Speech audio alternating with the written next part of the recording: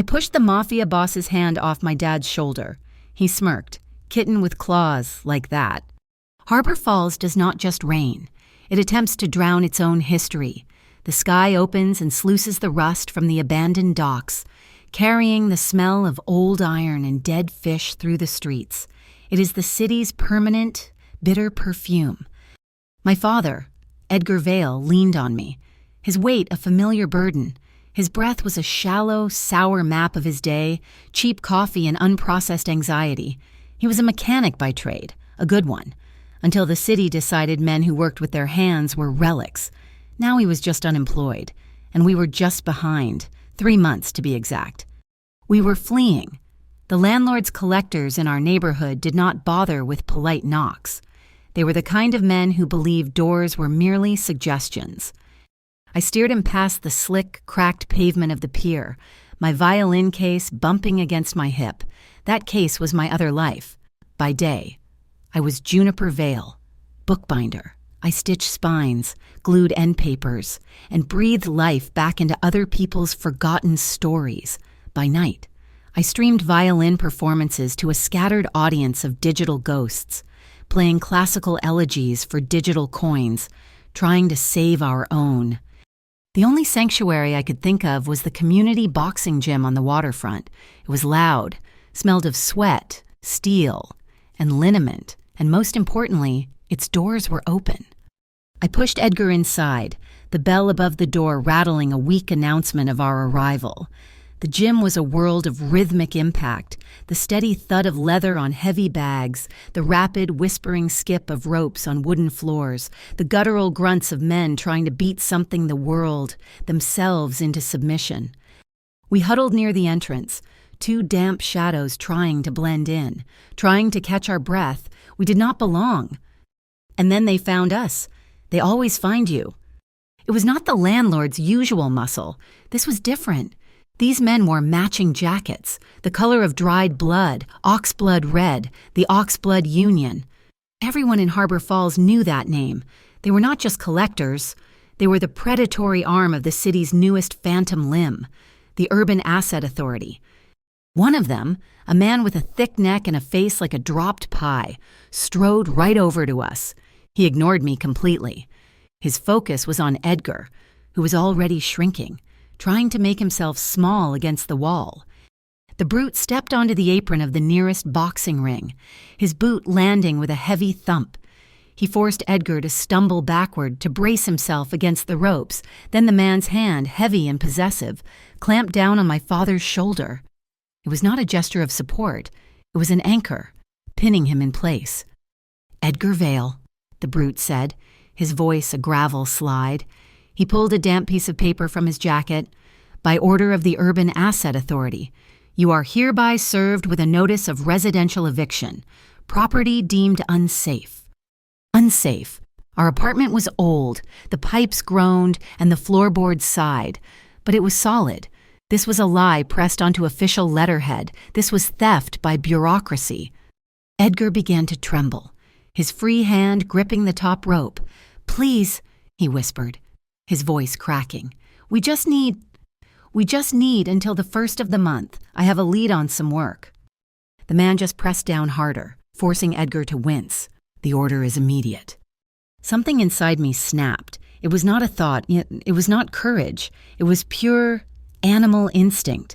The same reflex that makes a kitten arch its back at a wolf. Stupidly, hopelessly, but completely. I moved. I stepped up onto the apron, planting myself directly between them. I did not say a word. I just reached up with both hands, grabbed the man's thick wrist, and shoved his hand off my father's shoulder. It was not a powerful move. I bind books. I do not break bones. But it was sudden. It was definite. The momentum was so sharp that the strap of my violin case slipped from my shoulder. The hard shell case thumping against my back, I did not even flinch to catch it. I just stared the brute down, my body a shield for my father. The entire gym went quiet. The ropes stopped skipping. The heavy bags hung still. From the deep shadows of the back row bleachers, a voice cut through the heavy, stale air. It was smooth, deeply amused, and it chilled me more than the rain ever could. Kitten with claws, like that. My head turned. I could not see him clearly at first, just the precise outline of a man sitting alone, perfectly still, as if the shadows themselves belonged to him. He leaned forward, and the weak overhead light caught the sharp, intelligent line of his jaw and a single appraising eye. Maddox Caravelli. Even if you had never seen him, you knew the name. The Orchid Syndicate. They did not wear matching jackets. They did not need to. Where the Oxbloods were a sledgehammer smashing down doors, the Syndicate was a stiletto. Slipping between ribs and Maddox, he was something else entirely. A ghost who was rumored to sculpt massive steel structures in his spare time. A predator with the hands of an artist. The Oxblood brute in front of me turned, his face modeling with a mixture of recognition and territorial fury. His buddies, seeing the confrontation, started to move in, fanning out. My heart hammered against my ribs. A desperate drumbeat. I had just escalated this from terrible to fatal. The brute took one aggressive step toward the bleachers. Caravelli, this is not your business. This is official UAA work. Maddox Caravelli did not stand up. He did not raise his voice. He simply lifted one hand, palm facing outward. A simple, almost lazy gesture of dismissal. The Oxbloods stopped, all of them. They looked at each other, then at that placid hand, then up at the faded paint on the gymnasium wall, Caravelli Youth Scholarship Fund. They were trespassing. This was his ground. The lead brute visibly swallowed his rage. It was a painful, difficult thing for him. He took one step back, then another. They had not forgotten who they were, but they had just been forcefully reminded of who he was. Maddox rose. He moved like a dancer, or perhaps like the sculptors I had seen in textbooks, all deliberate, economic grace. He was not big like the Oxblood thugs, but as he moved, he seemed to take up all the air in the room. He walked to the ring, borrowed a roll of white athletic tape and some cloth hand wraps from a young fighter. The boy handed them over with a look of something approaching worship. Maddox stepped through the ropes, ignoring the Oxbloods as if they were pieces of furniture. He walked directly to my father. Edgar was still clutching the ropes, his old, fingerless work gloves, the ones he used to wear in the auto shop, trembling badly. Maddox gently took Edgar's hand. He began to wind the cloth wraps around the torn glove, a precise, calming, rhythmic motion. He was mending the glove, but the gesture was clearly for my father, to still the shaking. "This is harassment," Maddox said, his voice quiet, conversational, as he worked, "and this gym is neutral ground." He finished the wrap, patting Edgar's hand once, a gesture of finality. Then he turned his gaze on me. His eyes were dark, unsettlingly analytical. He was not looking at me like a man looks at a woman. He was looking at me like a complex problem he was deciding how to solve. "You want to handle this yourself?" he asked, his voice low, intimate in the sudden silence. "Or do you want a scalpel?" A scalpel, that is what they called him.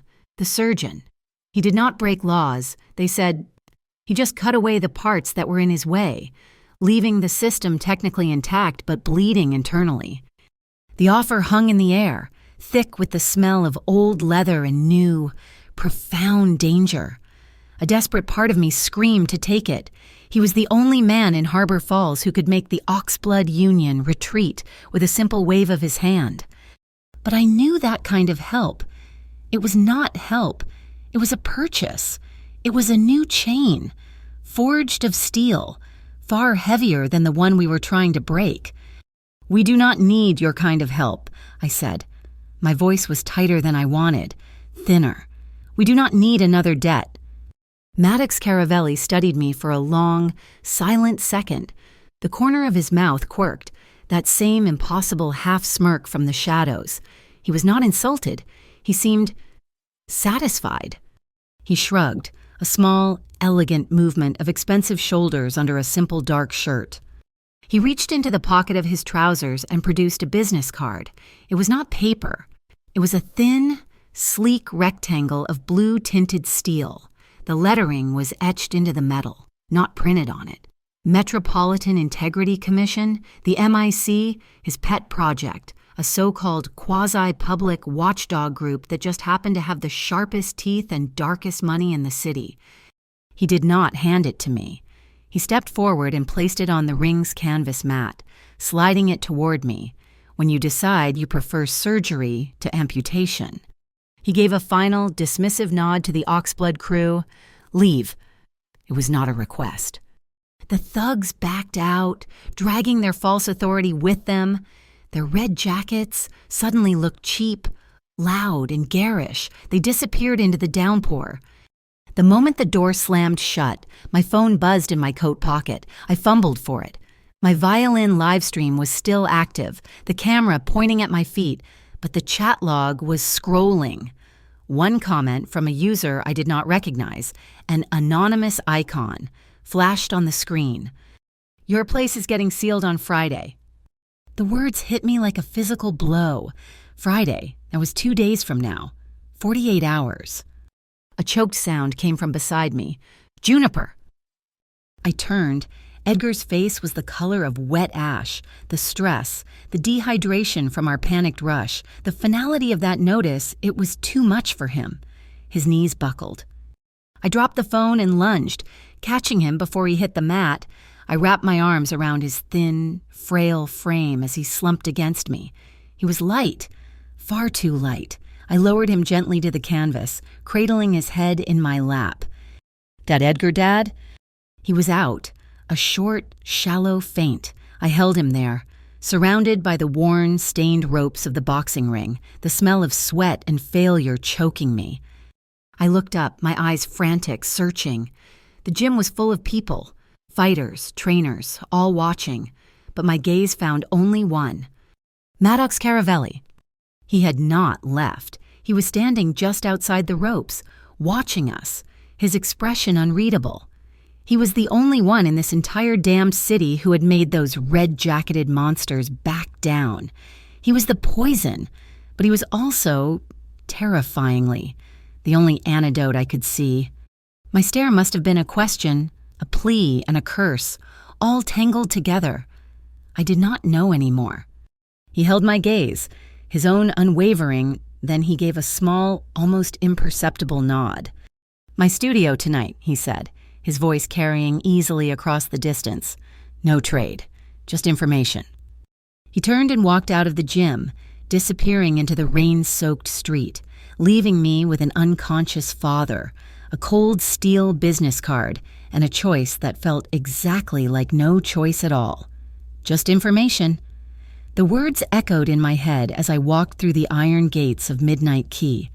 The rain had finally stopped, but the air was still thick and cold. This part of Harbor Falls was not just asleep, it was dead. Warehouses loomed like hollowed-out giants, their windows dark. His studio was the only one with a light on, a faint, warm tungsten glow leaking from a high, grated window. The address was not on the steel card he gave me, but it had appeared in my phone's messages 10 minutes after he left the gym.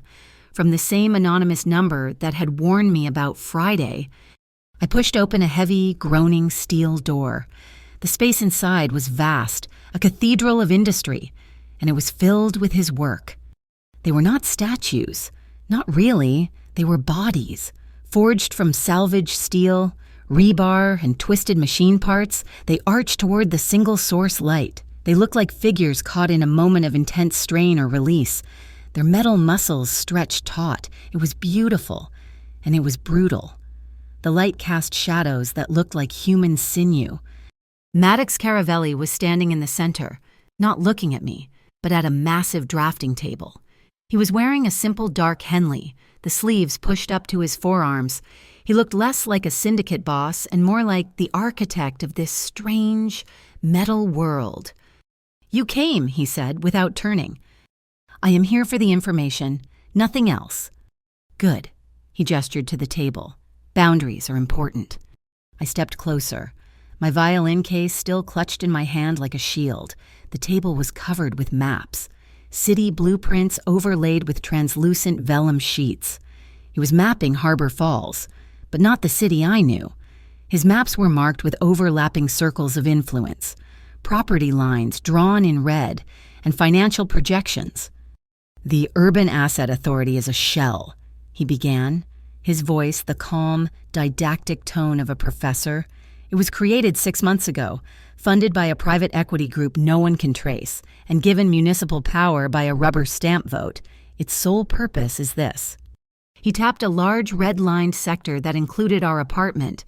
"They are systematically devaluing entire city blocks. They file anonymous, false safety violations with their own inspectors, who then condemn the buildings. They issue eviction notices, like the one your father received, forcing out residents who do not have the money or the knowledge to fight back." "Why?" I asked, my voice barely a whisper. The scale of it was sickening. "Because they are short-selling the properties," he said, as if it were the most obvious thing in the world. "They bet millions that the value will plummet, which they themselves are insuring. Once the buildings are empty, they buy the entire block for pennies on the dollar from the city, citing urban renewal. The unsafe citations are just the legal grease." I felt ill. That is hundreds of people, our neighbors. "This week, yes. Next month, thousands." He slid a slim Emic-branded folder across the table. "Which brings us to your father." I opened it. My breath caught. Inside were property records, internal memos, and a copy of a community consent form. It was a document supposedly signed by the long-term residents of our block, agreeing to preliminary structural assessments, and right at the top, in the space for the block representative, was a signature I knew better than my own. "Edgar Vale." "That is not his signature."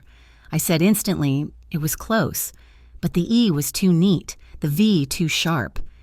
"We know. It was scanned from an old work permit application he filed with the city 3 years ago, before the auto shop closed, digitally copied and pasted." Maddox pointed to a line of fine print. "His signature makes him the lead plaintiff in their legal maneuver. It makes him the public face of the consent. He's not just a victim, Juniper. He is their legal pretext." They were not just evicting him, they were framing him. They were making him the Judas goat to lead his own neighbors to the slaughter. "So what is your scalpel?" I demanded, my hands clenched. "What is your plan?" "A clean surgery," he said, turning to face me. His eyes were intense, focused. "The Oxblood Union are thugs. They handle the physical intimidation, they are sloppy. But the UAA is paper, and paper burns." He outlined it. His group, the MIC, would use the public data we had just reviewed to file for an emergency community hearing. We would expose the forged signature, the pattern of fake violations. We would cut the legal legs out from under the UAA before they could finalize the sale. "You want me to trust you," I said, suspicion a bitter taste in my mouth. "A mafia boss who wraps himself in public good, a wolf offering to protect the sheep." "I am not a wolf. Juniper, I am the man who owns the forest. The Oxbloods are a blight. Bad for the ecosystem, bad for business." He paused, and I do not like it when people forge signatures. Before I could answer, my phone vibrated in my pocket, a number I did not recognize. I answered, my nerves screaming. "Is this Juniper Vale?" a cheerful, corporate voice asked. "Yes. Who is this?" "This is Brenda from Harbor Mutual Insurance. We are calling about your auto claim from last month, the fender bender on 4th and Key." I closed my eyes. The accident, a minor thing, but the repairs were still $700 I did not have. Yes, I am still waiting for the check. "Ah, well, that is the thing. Miss Vale, we had to deny the claim. Your coverage was lapsed." "What? That is impossible. I pay it every month." "We understand it is frustrating, but we sent 2 non-payment notices last week to the address on file. When we did not hear back, your policy was canceled for non-payment, effective 3 days before your accident." "What address?" I demanded, my blood running cold. She read it back, an address in a different borough, a place I had never even heard of. "Someone changed my mailing address," I said. The words numb. They were not just coming for our home, they were pulling apart my entire life. one thread at a time. Starting weeks ago, they were cutting my lifelines before I even knew I was in a fight. You will have to take that up with the post office. Ma'am, I am sorry. She hung up. I stood there, the dead phone in my hand, the room spinning. Maddox was watching me, his expression unreadable. They are already inside my life. As the words left my mouth, a loud, metallic clang echoed from the roof, followed by a bright, sizzling hiss. Maddox did not flinch. He did not yell. He simply turned, walked to a small panel on the wall, and pulled a small, red handle. It was not the main fire alarm. It was an internal one. A deafening, localized siren blared, not outside, but inside the studio, coupled with the snap of overhead sprinklers. "They are here," I whispered, terrified. "He is," Maddox corrected. He gestured to a large, dark monitor on his desk. He touched a key, and the screen lit up, not with a video feed, but with a shimmering, ghostly image of reds, yellows, and blues, a thermal camera pointed at the roof. We watched a single, bright orange human shape scramble away from a patch of intense white heat, the flare. The figure moved awkwardly, slipping on the wet metal, and disappeared over the far edge of the roof. "One man, sloppy," Maddox analyzed, his voice devoid of any fear. He toggled a switch. The alarm and sprinklers cut off instantly. The silence was heavier than before, broken only by the drip of water from the ceiling onto the steel statues, making them look like they were weeping. I looked at him, the man who had, hours before, gently wrapped my father's shaking hands, the man who had just diagnosed an attack with the dispassionate eye of an engineer, not a gangster. The image I had of him, this abstract monster of power, was cracking. He was something far more complicated, something, perhaps, more dangerous. He walked to a workbench covered in tools and small, intricate metal parts.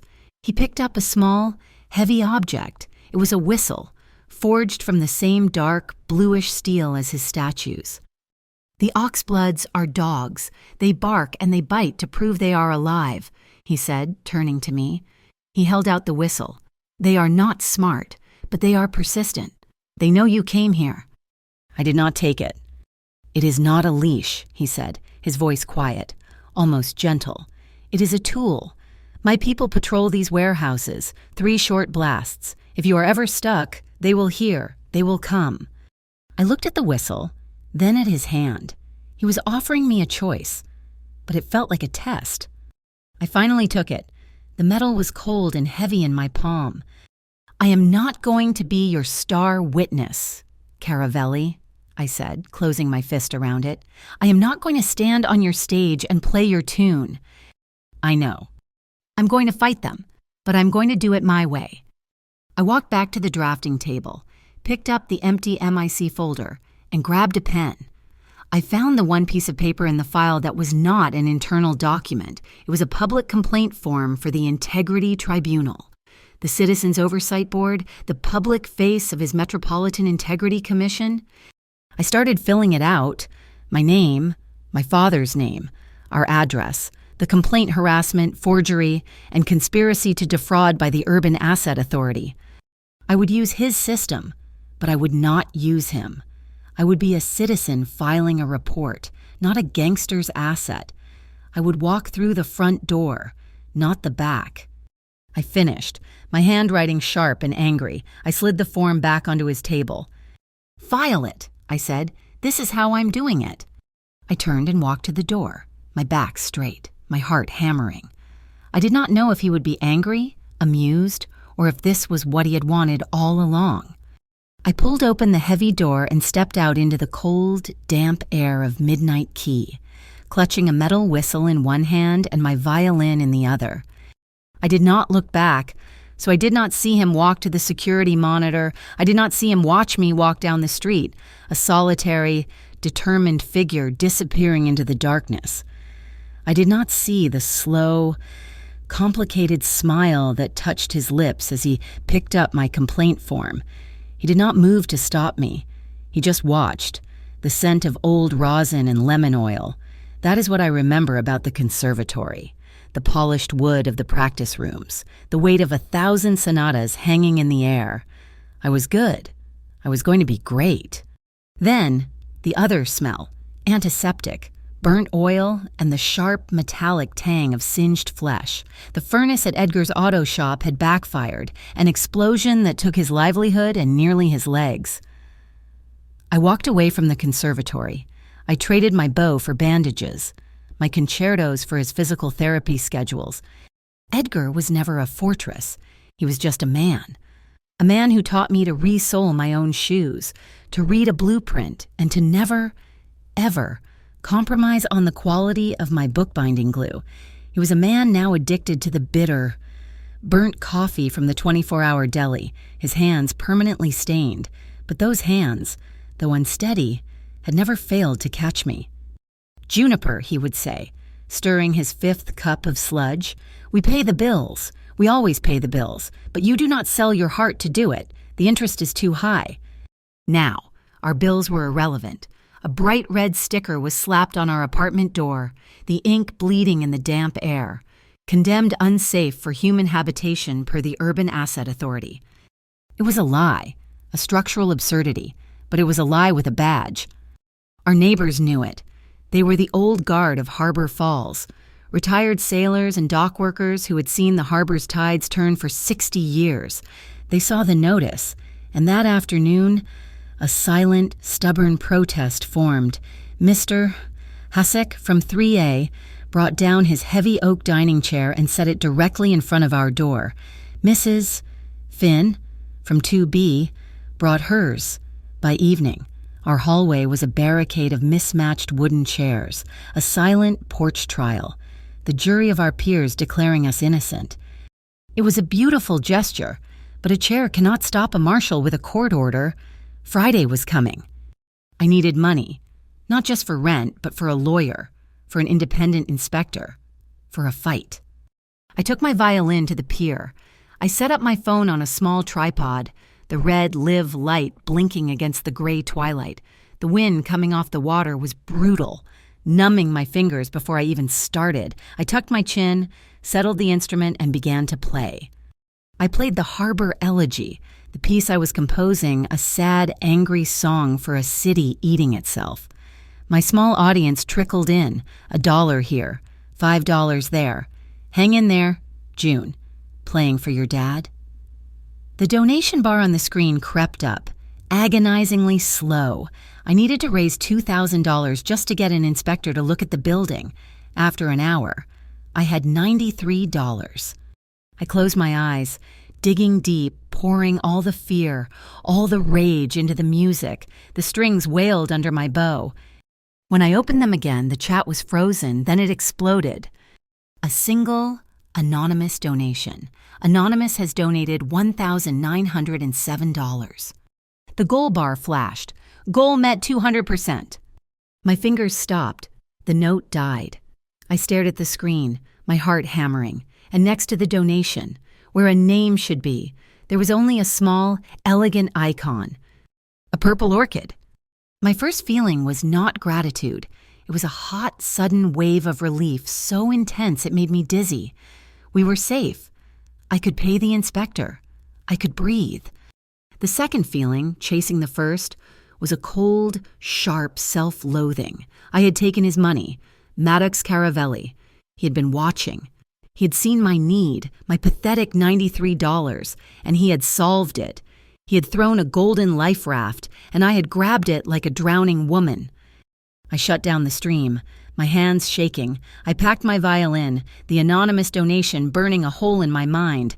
His money is a vine, I whispered to the empty pier, an invasive species. It wraps around you, supporting you until you cannot stand on your own, and then it chokes the life out of you. I walked home, the donation feeling less like a gift and more like a down payment. The text message arrived as I was climbing the stairs, stepping over Mr. Hasek's chair, another anonymous number. UAA has reviewed your complaint. We can offer an accelerated hearing to discuss your residency. Tomorrow, 9 a.m., Residency Engineering Office, 1400 Driftstone Tower, Suite 12G. An early hearing, A way out. It was too fast, too clean. It felt like a direct response to my MIC complaint. Maybe the system was working. Maybe my independent path was the right one. My phone rang, a restricted number. I answered. Do not go alone. Maddox. His voice was low, flat, with no greeting. It is an official hearing. Mr. Caravelli. I can handle a city office. I tried to sound braver than I felt. It is not a city office. Juniper, it is a processing room, and the people who run it are not clerks. Do not go. I am not one of your pawns, I snapped, anger rising. I am not calling for your help every time I am scared. I filed the complaint. I am going to the hearing. I hung up. I hung up on the one man who had actually helped, because I could not stand the weight of the debt. I would prove to him, and to myself, that I did not need him. The next morning, I walked into Suite 12G of the Driftstone Tower. It was not a government office. It was a temporary lease, all gray carpet and flickering fluorescent lights. 3 men were there, 2 pretending to file paperwork, and 1 sitting behind the main desk. I knew him. It was the brute from the gym, the one who had put his hands on my father. He was wearing a cheap, too-tight suit, but he had on an oxblood red tie. He smiled, a wide, predatory expression. Miss Vale, so glad you could make it to the hearing. He laced his thick fingers on the desk. We have a very simple solution for you. We are prepared to overlook your father's signature. Irregularities, and this whole unsafe business can just be a misunderstanding. He slid a document across the desk. It was not a hearing notice. It was a voluntary relocation agreement. You just sign this, he said, his voice a friendly purr. It says you agree to move out by Friday, in exchange for which the UAA will provide a one-time relocation stipend of $500. You sign. All your problems go away. $500 to sign away our home, our rights, and validate their entire criminal enterprise. And if I do not sign? The man's smile vanished. Then the forgery complaint against your father goes active, and the condemnation proceeds. You will be on the street by Friday, with nothing, and a criminal record for him. This was the trap. My stomach turned to ice. I see, I said, my voice quiet. I reached into my pocket, my hand closing around my phone. I had started the live stream the moment I stepped off the elevator, the audio on, the camera pointed at my chest. I lifted the phone, aiming the camera lens directly at his smug face. The screen showed the viewer count, already climbing into the thousands. My followers had been listening to every word. Could you repeat that? I asked, my voice suddenly loud and clear. My audience is very interested in this $500 offer from the Urban Asset Authority. They would love to hear you explain the part about my father's forgery complaint again. His face went from pale to purple. He looked at the phone, saw his own face reflected on the screen, and saw the chat log exploding. What is that? Turn that off. He lunged across the desk, scattering papers. That is illegal recording. Get her phone. The other 2 men, the clerks, moved, dropping their act. They were big, fast. They cornered me against the cheap drywall, their hands reaching for me, for the phone. I had nowhere to go. I braced for the impact, trying to protect the phone. Shri, shri, shri. 3 sharp, piercing blasts from a metal whistle. It was not me. The whistle was still deep in my pocket. The sound came from the hallway. The office door slammed open, hitting the wall with a crack. 2 women stood in the doorway. One was tall, with severe dark hair pulled back in a knot, wearing a ruthlessly tailored suit. The other was shorter, compact, her body coiled with visible energy, her gaze darting between the 3 men, cataloging them. The Oxblood men froze. The tall woman, Solène, stepped forward. She did not look at them as threats. She looked at them as inconveniences. She held up a badge and a document. Metropolitan Integrity Commission, she announced, her voice cutting through the room. We have a full audit warrant for all records, communications, and personnel files associated with the Urban Asset Authority, based on a citizen complaint of criminal conspiracy and fraud. She looked past the thugs, her gaze landing on me. For a split second, I saw something in her eyes. It was not pity. It was a cold, sharp assessment, maybe even respect. "Your complaint was processed. Miss Vale," she said. The second woman, Cade, stepped to the side, securing the doorway. The trap had been two-sided. I had walked in alone, just as I insisted. But Maddox Caravelli had never let me be alone at all. His people had been outside the entire time, waiting.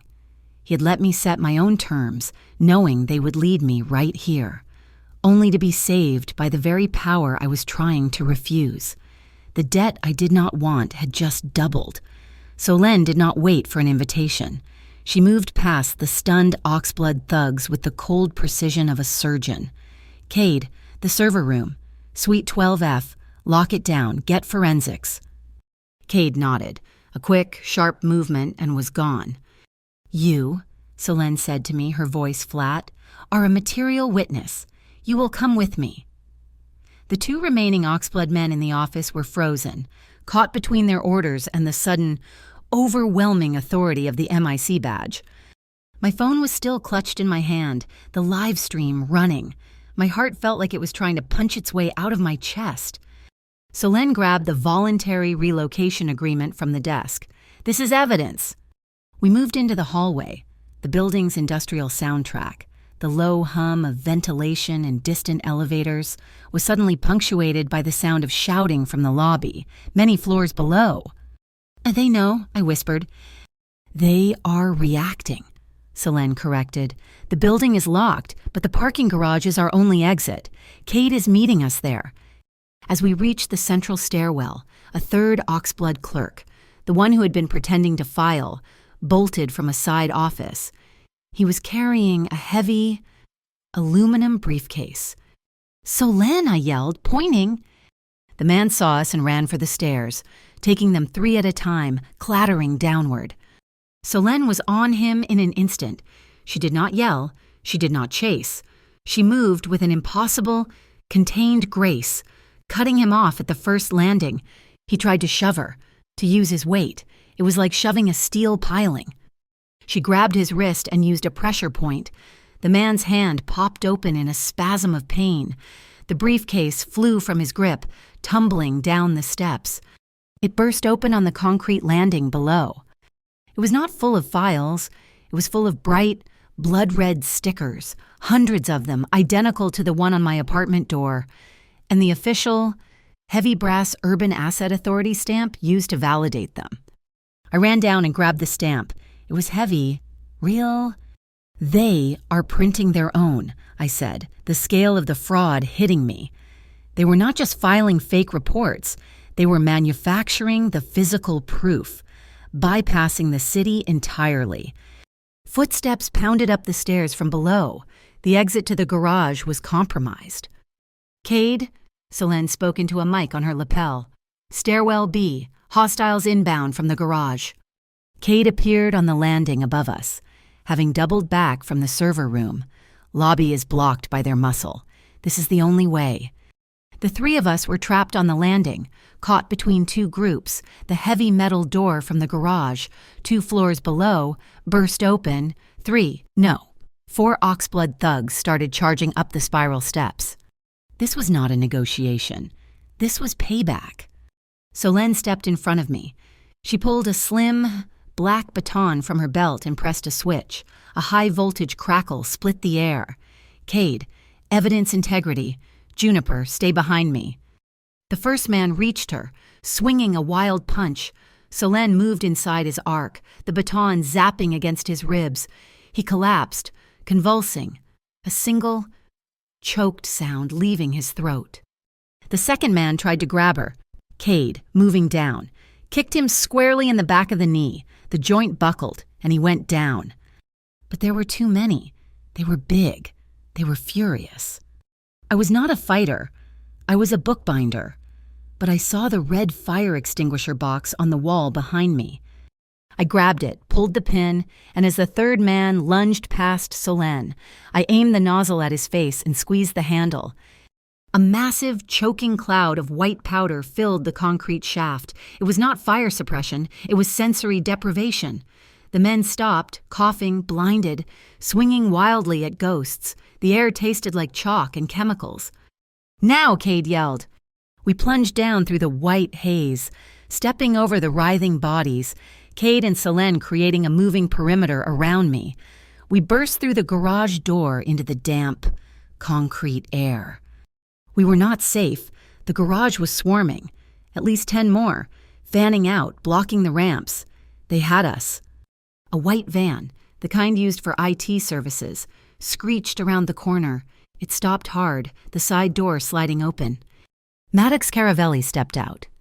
But he was not alone. He was not with men in dark suits. He was with 4 people, 2 men and 2 women, wearing black MIC windbreakers and carrying heavy-duty Pelican cases, a civilian forensic team.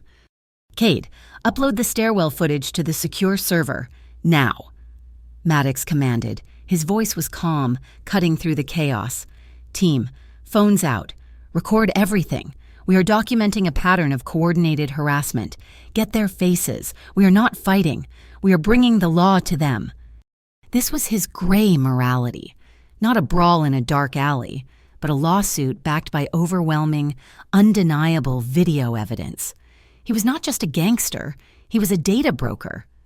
The Oxbloods hesitated, their bravado faltering in the face of a dozen recording phones and the cold, procedural language. As we moved for the van, one of the thugs, the one from the office, his face still caked in white powder, broke from the line. He was enraged, humiliated. He lunged, not at Maddox, but at me. "You damned little—" I did not even have time to raise my hands. Maddox moved. He was impossibly fast. He crossed the 3 feet between us in a single, fluid motion. He did not hit the man. He simply became a barrier, one arm hooking around my waist, pulling me back and into him. It lasted half a second. My face was pressed against the fabric of his shirt, my hands flat against his chest. I could feel the solid, unyielding muscle beneath. His other arm was a steel bar, holding me secure as the thug's momentum carried him stumbling past. His scent was clean, like iron and expensive soap. His head was turned. Looking down at me, our eyes locked. He did not say a word, but his dark, intense gaze was a complete sentence. "Are you hurt? Are you safe?" Cade and Selene intercepted the thug, one high, one low, and he was on the concrete, his hands zip-tied. "Get in the van," Maddox said, his voice low, releasing me. I stumbled back, my skin tingling where he had touched me. I piled into the van with the others, and the door slammed shut, sealing us in. We sped up the ramp, past the confused, defeated Oxblood crew, and out into the gray afternoon of Harbor Falls. The silence in the van was absolute, broken only by my heavy breathing. When we got back to the warehouse at Midnight Key, the adrenaline finally crashed. It left me weak-kneed, but it also left me furious. I waited until his forensic team was busy processing the sticker and the stamp. I waited until Cade and Selene were debriefing. Then I rounded on him. "You set me up." Maddox was leaning against one of his steel sculptures, wiping a smudge of fire extinguisher dust from his sleeve. He looked up, his expression unreadable. "You knew," I accused, my voice shaking with rage. "You knew they would be there. You knew that hearing was a trap. You let me walk in there. You used me as bait, just to see what they would do." He did not deny it. He pushed off the sculpture and walked toward me. "I put a team in place to observe their reaction to your filing." "Yes." To observe, I was nearly beaten. They tried to corner me. "I knew they would move to intercept you," he admitted, his voice quiet. I anticipated their strategy. What I did not anticipate was their incompetence, or the speed of their aggression. "I put you at risk." He stopped, standing a few feet from me. He was not trying to placate me. He was stating a fact. "I should have trusted you," he said. "I should have trusted you to choose your own path, but I should have given you all the information first. I failed to do that. I was wrong." The simple, unadorned admission stunned me into silence. I had expected a defense, an excuse, a justification. I had expected a mafia boss. Instead, I got an apology. The heavy studio door groaned open. Breaking the tension, my father rushed in, his face pale with panic. I had called him from the van. "Juniper. My God, are you all right?" He hugged me, his thin arms tight around me. What is happening? Who are these people? His gaze fell on a man sitting at one of Maddox's computer terminals, a thin man with a jeweler's loop hanging around his neck, meticulously photographing the UAA stamp. "Auric," Edgar whispered, stepping back. "Auric Thim." The man looked up, his precise, bird-like eyes widening. Edgar Vale. As I live and breathe, I thought you had left the city." "I thought you had," Edgar said, a small, sad smile touching his lips. "The watchmaker of Key Street, your shop. It is a noodle bar now." "Time moves on, old friend," Auric said, his voice soft. "My hands, they are not steady enough for tourbillon movements anymore. But code—" He smiled, tapping the keyboard. "Code is just a series of very small, very precise gears.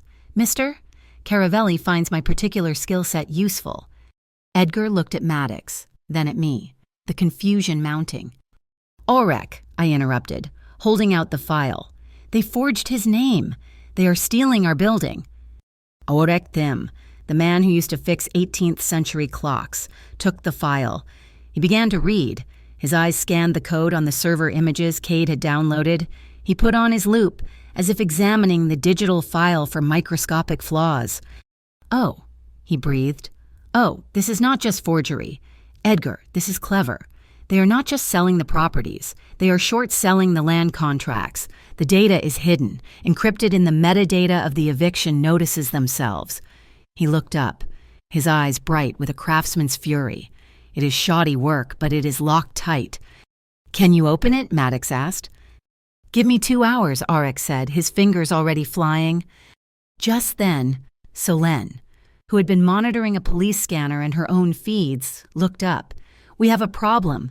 The Oxbloods are panicked. The word is out that MIC has the physical seals. They are accelerating."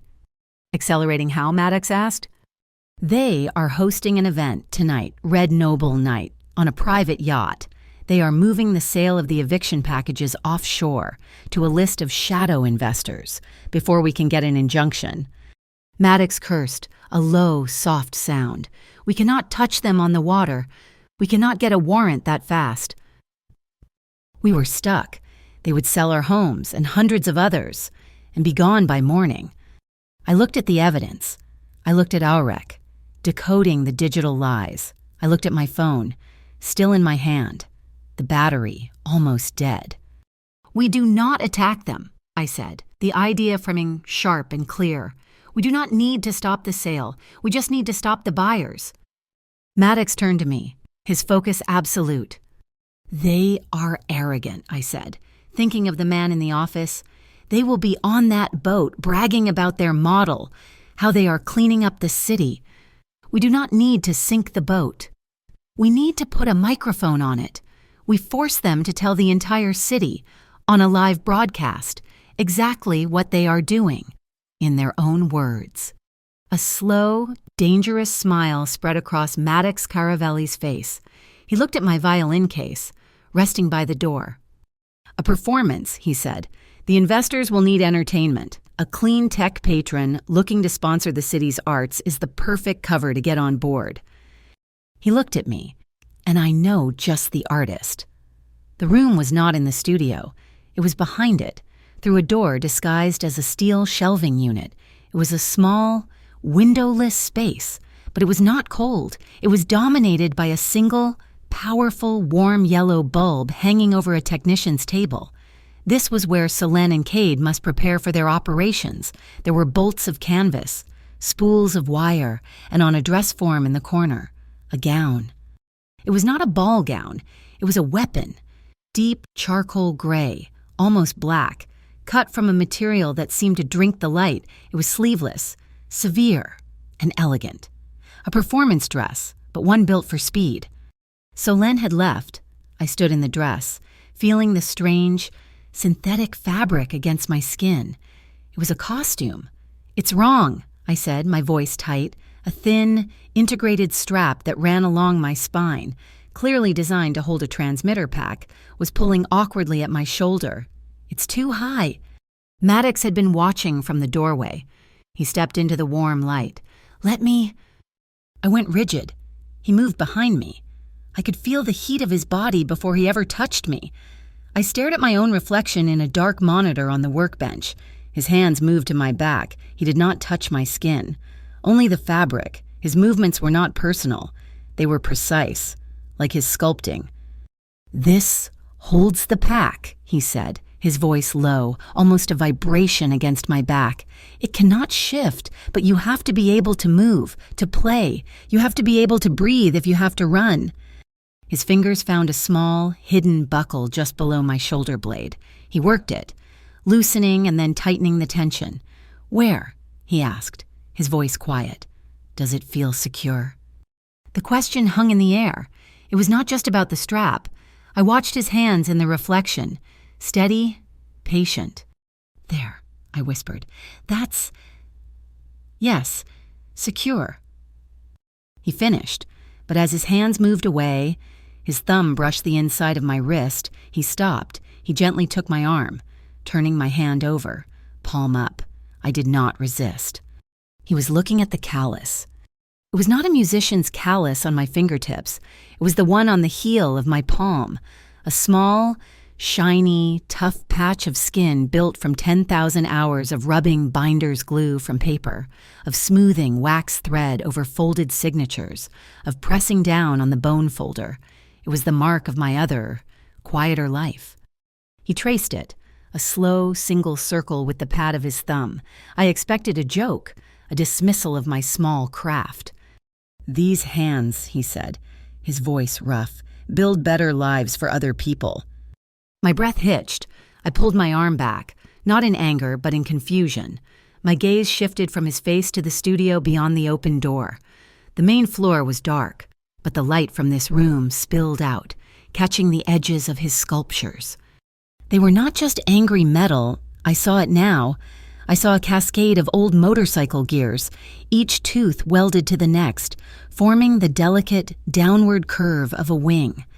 I saw rusted rebar and strips of sheet metal, junk from a demolition, bent and fused into the shape of a human spine, one that arched in defiance. He took the city's scrap, its broken and discarded pieces, and he forged them into things that could fly. He was doing the same thing with data. He was doing the same thing with me. He was taking the UAA's cold, corrupt files and turning them into a shield. He was turning information into protection. "Ulrich," he said, his voice all business again, breaking the spell. "We are testing the comms." A faint crackle, and then Ulrich's voice was inside my head, transmitted from a tiny earpiece I had almost forgotten. Loud and clear. "Boss, Juniper, can you give me a few words?" "Testing," I said, feeling foolish. "Good, now the lapel mic." Maddox reached forward. A small, black microphone was clipped to the neckline of the dress. "Testing. 1, 2. His voice was in the room, and a split second later, a ghost of it was in my ear. As he leaned back, the thin, tacky wire that held the mic in place slipped from the smooth fabric. It slid, tumbling in slow motion, landing with no sound on the bare skin of my collarbone. We both froze. It was a tiny piece of metal, weighing less than a feather, but it felt like a 5-pound weight. He was close. I could see the faint lines at the corners of his eyes, the precise cut of his mouth. His hand hovered, suspended in the air between us, just inches from my chest. He wanted to retrieve it. I watched his throat move as he swallowed. He did not grab. He did not lunge. He did not even presume. He stopped. His eyes met mine, a dark, intense question. "May I?" he asked, his voice a rasp. My heart was a hummingbird, trapped in my ribs. I could not find my voice. I just nodded. His fingers, calloused and impossibly warm, brushed my skin. It was not a caress. It was a technical, precise retrieval. but it was the most intimate touch I had ever known. He moved with agonizing slowness, his knuckles grazing the hollow of my throat as he lifted the wire, resecuring the mic to the fabric. His touch was electric. I stopped breathing. "Test complete," he said, his voice deeper than before. He did not step back, neither did I. We were locked in place, surrounded by the warm, golden light. The air was thick, charged. "This yacht is not my studio," he said, his voice low. "For me alone. These are dangerous men. If you get scared, you do not listen to the crowd. You listen to me. I will be in your ear. Match my breathing. That is all you have to do. We stay in sync." It was a technician's instruction, but it felt like a vow. "What about you?" I whispered, the words lost in the small space. "If you are scared—" His gaze sharpened. He did not smile. "I look at you." It was a confession, laid bare. It was the truth. He leaned in, just a fraction, a millimeter. The magnetic pull was overwhelming. I felt my body sway toward his, my eyes dropping to his mouth. This was it. The moment stretched, taut and shimmering. I could feel the heat radiating from his chest. This was the promise, the silent, unspoken contract that this moment, this energy, would be finished.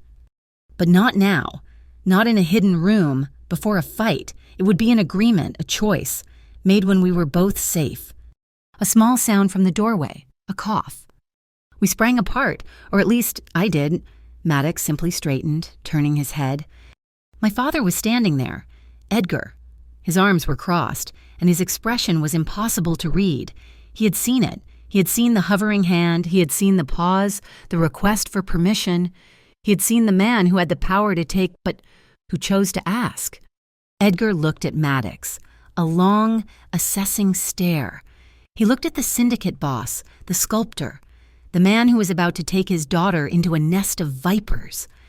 Then Edgar gave a single, slow, definitive nod. It was not forgiveness. It was understanding. He had seen the one thing a father wants to see in the man near his daughter. He had seen respect. The bubble burst. My face was hot. I turned away, walking over to the workbench where my violin case lay. My hands were shaking, but I opened the latches. I checked the bow, the rosin. I settled the violin into its velvet bed. As I closed the lid, my finger grazed the A string. A single, soft, open note plucked into the silence. It hung in the warm air for a second, an agreement, a yes that needed no words. I snapped the latches shut. When I looked up, Maddox had turned his back to me. He was giving me the space to collect myself, to recenter. He was giving me air, and he was respecting my pace, my rhythm, even though I knew, with absolute certainty, what he really wanted. He waited until he heard the final, definitive click of the case.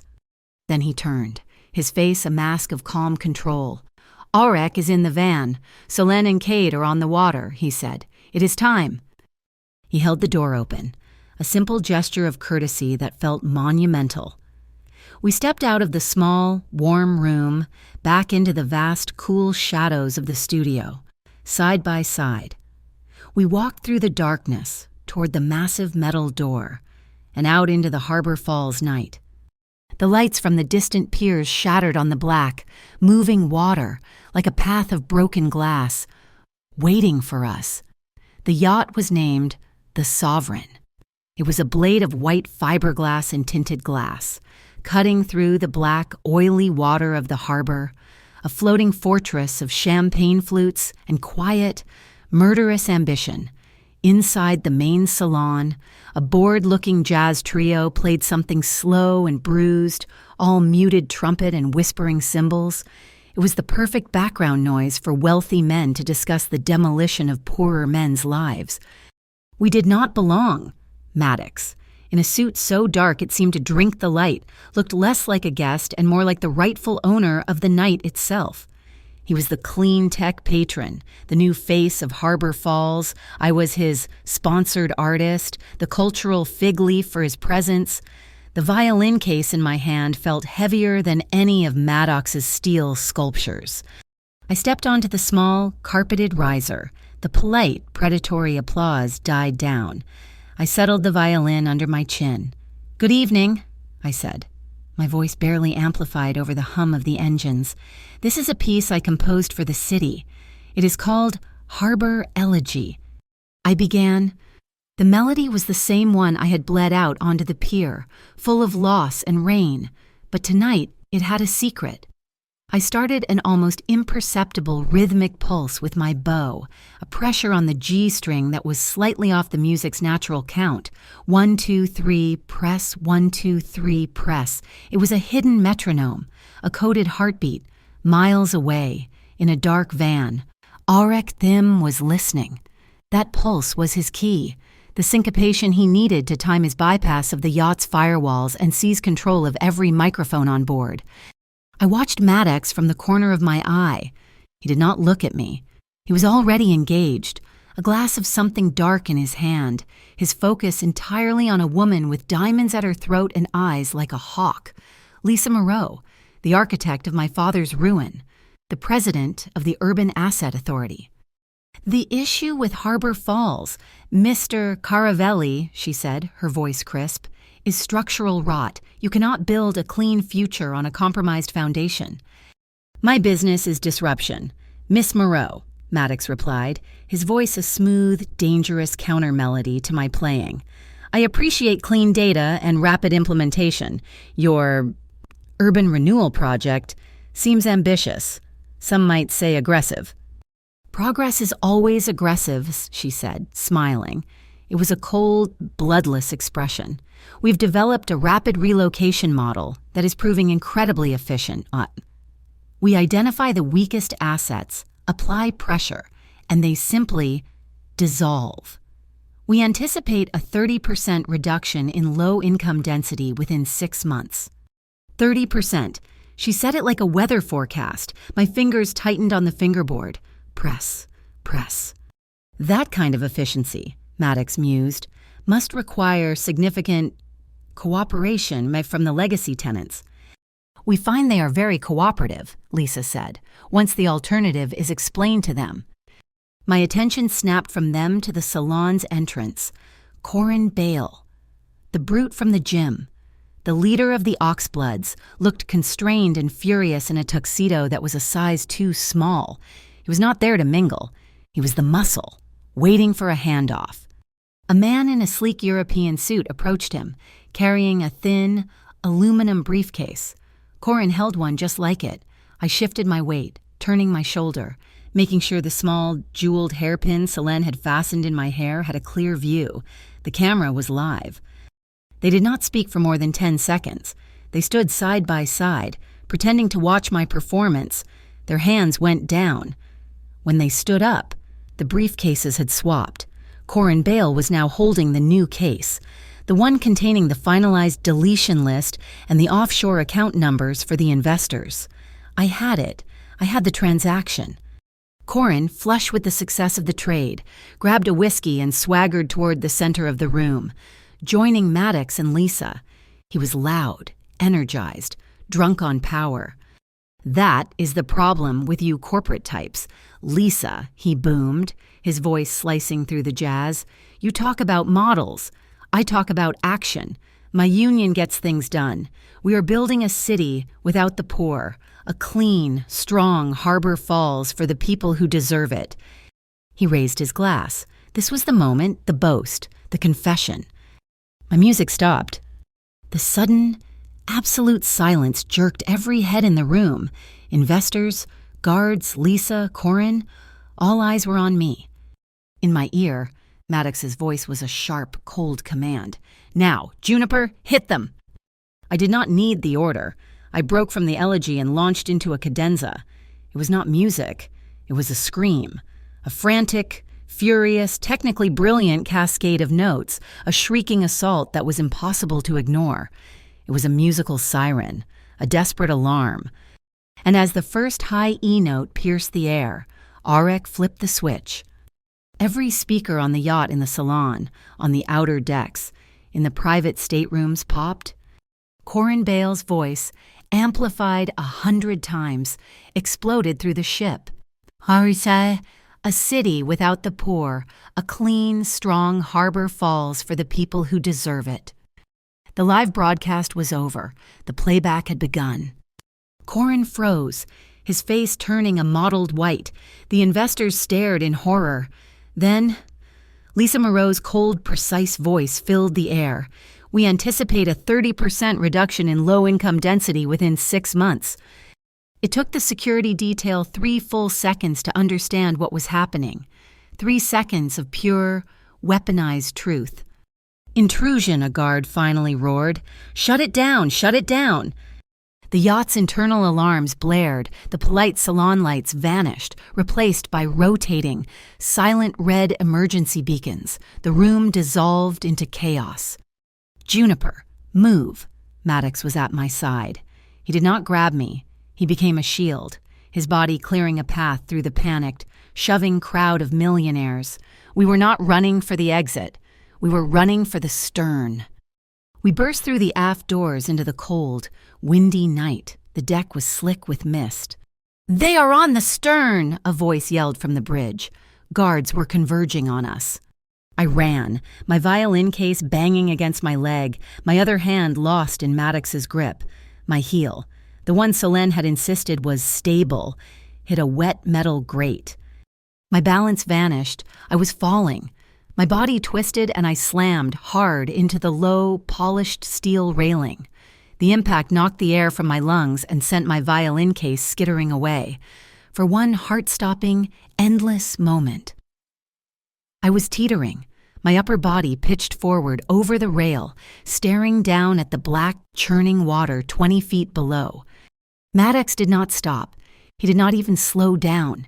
He moved with that same fluid, impossible speed I had seen in the garage. His arm clamped around my waist like a steel band, yanking me backward, away from the void. He hauled me upright, spinning me around and pinning me against the bulkhead, his body a solid wall between me and the deck. We were chest to chest, his hands gripping my shoulders. The red alarms painted his face in strobes of crimson. He was not breathing hard. He was just intense. His eyes were locked on mine, a silent, frantic, furious question. Are you safe? I could not breathe. I could not answer. I could only stare back. A guard rounded the corner, baton raised. Do not move! A dark shape dropped from the deck above, landing in a perfect, silent crouch. Selene. She rose, her own stun baton crackling, and struck the guard in a single, brutal, efficient motion. He collapsed. Aft port, she said, all business.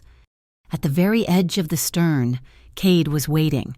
She ignited a marine flare. The brilliant chemical green light hissed to life, illuminating a black, low-profile speedboat idling in the yacht's wake. Go, Cade ordered, already securing a rappel line to the cleat. Selene, cover us. Juniper, you go first, Maddox said. We go together, I countered, grabbing the line. He did not argue. We stepped onto the rail, side by side. We jumped. The fall was sickening. We hit the deck of the speedboat hard, rolling with the impact as the boat's engine roared to life. Cade and Selene followed a second later, landing like cats.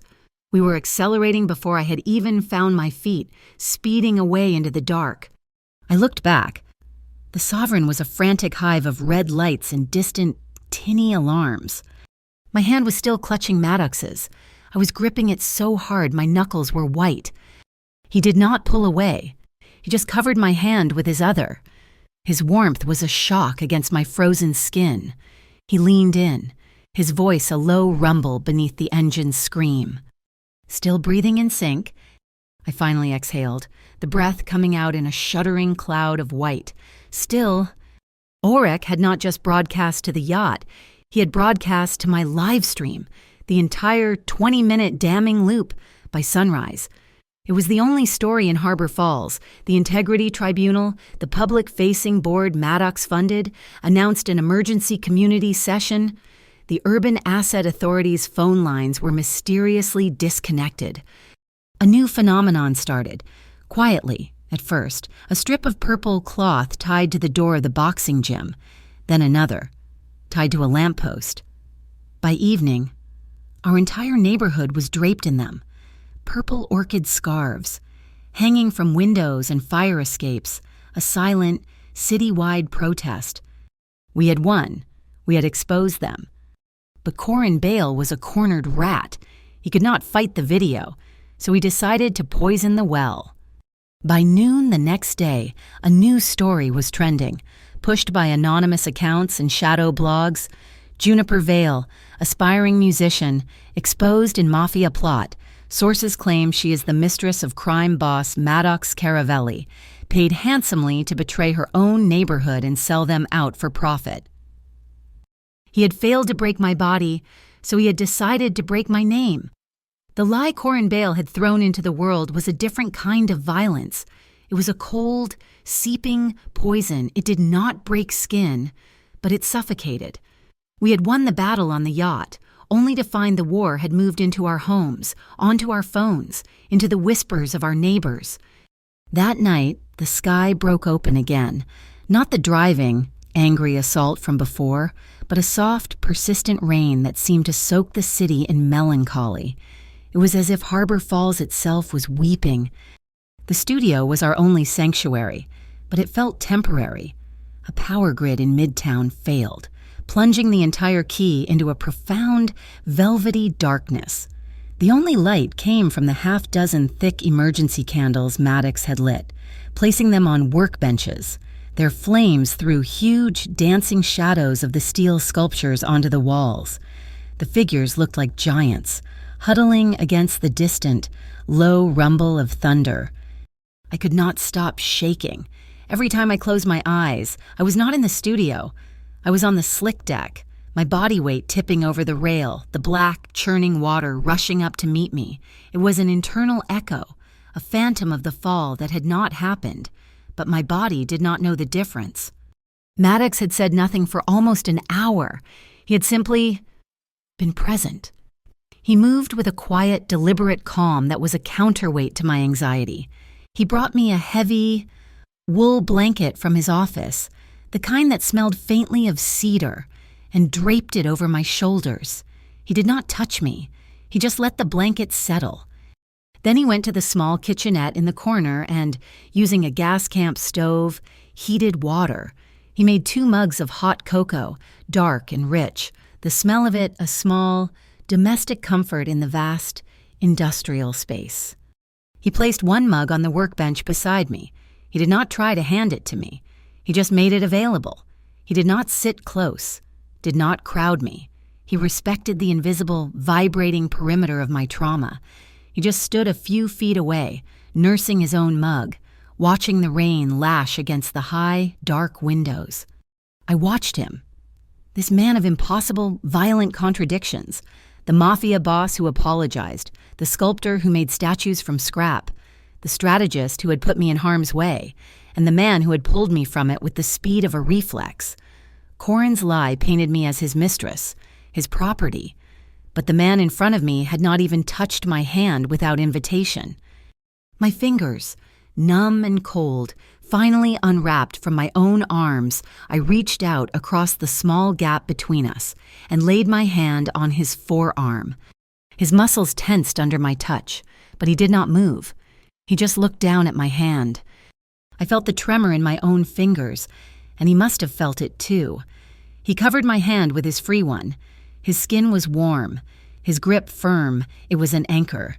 The shaking began to subside. He held my gaze, his own dark and unreadable in the candlelight. His voice, when he spoke, was low, almost rough.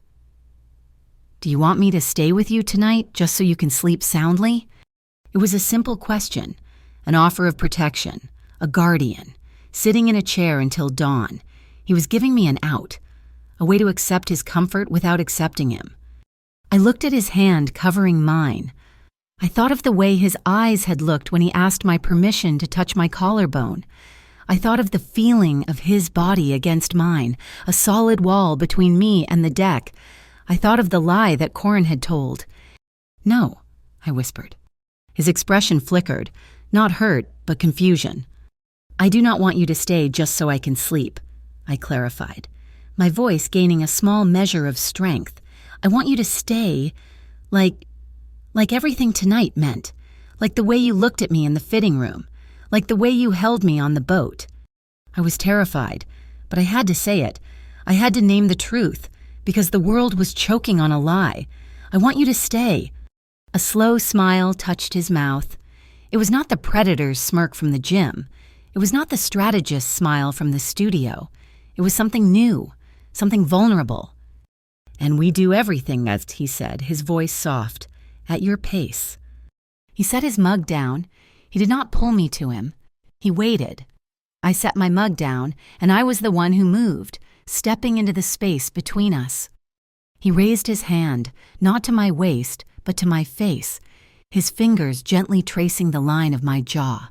Your pace, he repeated, a quiet vow. I leaned into his touch, and that was all the invitation he needed. He kissed me. It was not the desperate, frantic kiss of a movie. It was slow. It was warm. It was a question.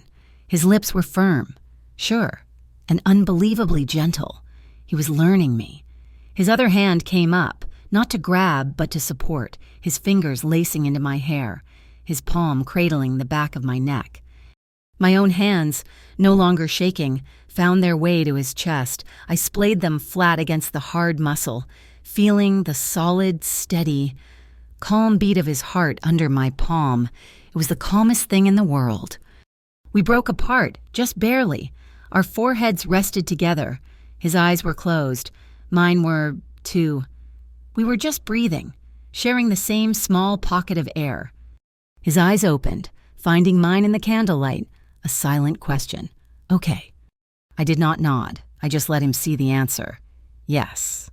He kissed me again, deeper this time. A slow slide of discovery. My lips parted under his, and the kiss changed. It became a conversation. It was the fitting room. It was the boat. It was the adrenaline and the fear, all melting into this one. Simple, irrefutable point of contact. His hands slid from my face, down my neck, to my shoulders. He held me, his grip solid. I leaned my weight against him, and he took it. Effortless. We were a single shadow, moving against the wall. He kissed my jaw, my throat, the place on my collarbone where the microphone had rested. Every touch was a question, and my answering sigh was a yes. Juniper, he whispered, his breath warm against my skin. He found the zipper on the back of the gray dress I was still wearing. He did not pull it. His hand just rested there. Is this okay? I smiled, a real smile in the darkness. Yes. That night, the sky broke open again. Not the driving, angry assault from before, but a soft, persistent rain that seemed to soak the city in melancholy. It was as if Harbor Falls itself was weeping. The studio was our only sanctuary, but it felt temporary. A power grid in Midtown failed, plunging the entire key into a profound, velvety darkness. The only light came from the half-dozen thick emergency candles Maddox had lit, placing them on workbenches. Their flames threw huge, dancing shadows of the steel sculptures onto the walls. The figures looked like giants, huddling against the distant, low rumble of thunder. I could not stop shaking. Every time I closed my eyes, I was not in the studio. I was on the slick deck, my body weight tipping over the rail, the black, churning water rushing up to meet me. It was an internal echo, a phantom of the fall that had not happened. But my body did not know the difference. Maddox had said nothing for almost an hour. He had simply been present. He moved with a quiet, deliberate calm that was a counterweight to my anxiety. He brought me a heavy, wool blanket from his office, the kind that smelled faintly of cedar, and draped it over my shoulders. He did not touch me. He just let the blanket settle. Then he went to the small kitchenette in the corner and, using a gas camp stove, heated water. He made 2 mugs of hot cocoa, dark and rich, the smell of it a small, domestic comfort in the vast, industrial space. He placed 1 mug on the workbench beside me. He did not try to hand it to me. He just made it available. He did not sit close, did not crowd me. He respected the invisible, vibrating perimeter of my trauma. He just stood a few feet away, nursing his own mug, watching the rain lash against the high, dark windows. I watched him. This man of impossible, violent contradictions. The mafia boss who apologized, the sculptor who made statues from scrap, the strategist who had put me in harm's way, and the man who had pulled me from it with the speed of a reflex. Corin's lie painted me as his mistress, his property, but the man in front of me had not even touched my hand without invitation. My fingers, numb and cold, finally unwrapped from my own arms, I reached out across the small gap between us and laid my hand on his forearm. His muscles tensed under my touch, but he did not move. He just looked down at my hand. I felt the tremor in my own fingers, and he must have felt it too. He covered my hand with his free one. His skin was warm, his grip firm. It was an anchor. The shaking began to subside. He held my gaze, his own dark and unreadable in the candlelight. His voice, when he spoke, was low, almost rough. "Do you want me to stay with you tonight just so you can sleep soundly?" It was a simple question, an offer of protection, a guardian, sitting in a chair until dawn. He was giving me an out, a way to accept his comfort without accepting him. I looked at his hand covering mine. I thought of the way his eyes had looked when he asked my permission to touch my collarbone. I thought of the feeling of his body against mine, a solid wall between me and the deck. I thought of the lie that Corin had told. "No," I whispered. His expression flickered, not hurt, but confusion. "I do not want you to stay just so I can sleep," I clarified, my voice gaining a small measure of strength. "I want you to stay like everything tonight meant, like the way you looked at me in the fitting room, like the way you held me on the boat." I was terrified, but I had to say it. I had to name the truth, because the world was choking on a lie. "I want you to stay." A slow smile touched his mouth. It was not the predator's smirk from the gym. It was not the strategist's smile from the studio. It was something new, something vulnerable. "And we do everything, Matt," he said, his voice soft, "at your pace." He set his mug down. He did not pull me to him. He waited. I set my mug down, and I was the one who moved, stepping into the space between us. He raised his hand, not to my waist, but to my face, his fingers gently tracing the line of my jaw. "Your pace," he repeated, a quiet vow. I leaned into his touch, and that was all the invitation he needed. He kissed me. It was not the desperate, frantic kiss of a movie. It was slow, it was warm, it was a question. His lips were firm, sure, and unbelievably gentle. He was learning me. His other hand came up, not to grab, but to support, his fingers lacing into my hair, his palm cradling the back of my neck. My own hands, no longer shaking, found their way to his chest. I splayed them flat against the hard muscle, feeling the solid, steady, calm beat of his heart under my palm. It was the calmest thing in the world. We broke apart, just barely. Our foreheads rested together. His eyes were closed. Mine were, too. We were just breathing, sharing the same small pocket of air. His eyes opened, finding mine in the candlelight, a silent question. "Okay." I did not nod. I just let him see the answer. Yes. He kissed me again, deeper this time, a slow slide of discovery. My lips parted under his, and the kiss changed. It became a conversation. It was the fitting room. It was the boat. It was the adrenaline and the fear, all melting into this one. Simple, irrefutable point of contact. His hand slid from my face, down my neck, to my shoulders. He held me, his grip solid. I leaned my weight against him, and he took it. Effortless. We were a single shadow, moving against the wall. He kissed my jaw, my throat, the place on my collarbone where the microphone had rested. Every touch was a question, and my answering sigh was a yes. "Juniper," he whispered, his breath warm against my skin. He found the zipper on the back of the gray dress I was still wearing. He did not pull it. His hand just rested there. Is this okay?" I smiled, a real smile in the darkness. "Yes." The sound of the zipper was a low, slow shh that was swallowed by the rain. The dress loosened. I felt the cool air of the studio on my back, followed instantly by the warmth of his hand. He did not grope. He simply laid his palm flat against my spine, a gesture of support. My shoulders, which had been tensed for 2 days, finally relaxed. I arched into his touch. He guided the dress off one shoulder. He kissed the bare skin he had just revealed, a touch so light it made the skin pebble into goosebumps. "And this," he whispered, his lips moving against me. "Yes," I breathed. The dress pooled at our feet. He was still fully clothed. I was not. But I had never felt safer. My hands moved from his chest to the buttons of his shirt. My fingers were clumsy, still half numbed by the cold. "Here," he said, his voice thick. He covered my hands with his and guided them. He did not take over. He helped. One by one, the buttons came undone, his shirt parted. I laid my hand flat against his chest again, this time skin to skin. It was hot, solid, real. He guided me backward, toward the small alcove where he kept a cot for late nights. He did not push me. He drew me, his hands on my waist, his lips never leaving my shoulder, my neck, my collarbone. Every movement was a question.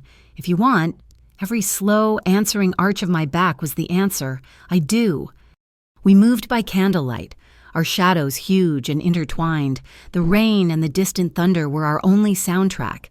We sank onto the narrow cot, a tangle of limbs and slow, searching hands. The pace was ours. It was a rhythm we built together. It would speed up, his breath quickening in my ear, his name a quiet plea on my lips, and then it would slow as he paused, pulling back just enough to look at me. "Still with me?" he would ask.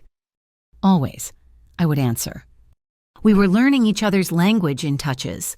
In shared breath, it was a discovery of skin and heat, of the way my fingers fit into the spaces between his ribs, of the way his thumb tracing the line of my hip could make my entire body quiet. When the moment finally came, it was not an explosion. It was not a crash of thunder. It was a wave, a slow, rising crest of warmth and feeling that had been building since I first saw him in the gym. It was quiet, and it was deep, and it was overwhelming. It was the feeling of finally being safe, of being chosen, and of choosing. All at once. His name. A sharp whisper from my lips. My name. A groan. His face buried in my hair. Afterward, the silence of the studio was absolute, save for the rain. The thunder had passed. We lay on our sides, tangled in the wool blanket, our foreheads touching. The air was cool, but we were warm. He reached up, his hand gentle, and brushed a damp strand of hair back from my face, tucking it behind my ear. His fingers lingered, his thumb stroking my temple. "From now on," he said, his voice a low, gravelly promise in the dark, "anyone who puts a hand on your family has to go through me first." I looked at him, at this powerful, dangerous, gentle man. A tear escaped, sliding down my temple. He caught it with his thumb. I smiled, a watery, weak, but very real smile. "And you," I whispered back, my own voice hoarse, "have to go through me before you get reckless." He chuckled, a low, warm sound that vibrated through my chest. He kissed my forehead. "An equal contract," he said. "An equal contract," I agreed, and in the candlelight, surrounded by his steel angels, I closed my eyes and finally, truly, slept. The morning after felt clean, sharp, and full of a cold, brittle hope. The Integrity Tribunal's emergency ruling came down at 8 a.m., broadcast on every local channel. A full, temporary injunction against all eviction notices from the Urban Asset Authority. The UAA's offices were to be sealed, their servers frozen, pending a full investigation. Harbor Falls took a collective breath, the first one in months. By noon, Driftstone Square was full. It was not a protest. It was a party. People I did not know, people whose homes had been saved, were cheering, hugging, and waving those little strips of purple cloth. They were waving them at me. We had done it. We had faced the shadow, and the shadow had blinked. Our victory lasted less than a day. The Oxblood Union did not respond with fists. They responded with public relations. A new group, sleek and well-funded, held a press conference on the steps of City Hall. They called themselves the Clean Architecture Initiative. They were men and women in expensive, minimalist suits holding blueprints. They did not talk about evictions. They talked about green density and sustainable urban futures. They were articulate. They were polished, and they called our neighborhood my home, a high-density, low-health slum, a toxic asset that needed to be cleared for the ecological integrity of the city. They were wrapping their crime in a recycled bow. They were justifying the UAA's actions as an environmental necessity. I watched them on my phone, standing in the middle of the celebration, and my blood ran cold. They were not retreating. They were just changing their armor. "They want to fight in the press," I said to Selene, who had materialized at my side. "We will fight in the streets." I put out the call, not to the MIC, but to my own network, to every conservatory student I had ever jammed with, every busker who played on the piers, every old musician who taught lessons at the community center. By 5 p.m., I had a 20-piece orchestra in Driftstone Square. I stood on the cold stone lip of the fountain, raised my violin, and we began. I had rearranged the harbor elegy. It was not a lament anymore. It was a march. It was loud. It was angry. It was full of strings and brass and defiance, and it echoed off the glass of the corporate towers. As we hit the first crescendo, a massive video screen on the building opposite the square, a screen Maddox had paid for, flickered to life. And there he was, Corin Bale, 20 feet high, his face slick with whiskey and arrogance on the deck of the yacht. His voice boomed over our music. "A city without the poor, a clean, strong harbor falls for the people who deserve it." The crowd went from celebratory to furious. We were not just playing music. We were providing the soundtrack to their revolution. Corin was a cornered rat, and a cornered rat does not just fight the pack, it bites the one it can reach. He could not fight Maddox's money or the tribunal's injunction, so he came for me, and we came for Edgar. A new file leaked, pushed onto the same shadow blogs that had called me Maddox's mistress. This one was older, covered in digital dust, an official investigation report from the day my life changed, the day of the furnace explosion at Edgar's auto shop. It was a technical report, full of jargon, but it highlighted a single, damning line. A subcontractor, responsible for installing a secondary pressure gauge, had filed a late report, the name of the subcontractor Edgar Vale. The file did not accuse him. It just suggested. It implied that a substandard part or negligent installation by his small, one-man team was the likely cause of the blast. They were calling him a criminal. They were saying the man who had lost everything in that fire was the one who had lit the match. I found him in our apartment, the one we had just saved. He was packing a small duffel bag. His hands were shaking so badly he could barely fold a shirt. "Edgar, what are you doing?" "They are right, Junie," he whispered, his face ashen, the color of old concrete. "It was my contract, my name on the paperwork. Maybe I did miss something. Maybe I used the wrong part." "No, you did not. You know you did not." "It does not matter," he said, his voice breaking. "They are using me to hurt you, to undo what you did. If I go to them, if I turn myself in, if I take the blame for the old accident, maybe they will stop. Maybe they will let you alone." He was going to sacrifice himself. He was going to walk into Corin Bale's trap and confess to a crime he did not commit, just to clear my name. The door to our apartment opened without a knock. Maddox stood there, his coat damp with rain. He must have seen the file. He looked at the duffel bag in Edgar's hand, then at his face. "No," Maddox said. His voice was not angry. It was absolute. You do not understand, Edgar pleaded, tears welling in his eyes. It was my name, my responsibility. Edgar. Maddox stepped into our small, cramped living room. He put his hand on my father's shoulder, and it was not the gesture of possession the ox-blood brute had used. It was one of support. The truth does not require a sacrifice. It requires daylight. He held up his phone. Aurek has been busy. We went back to the studio. Aurek Thim, the watchmaker, was vibrating with a craftsman's fury, his eyes glowing in the light of 6 monitors.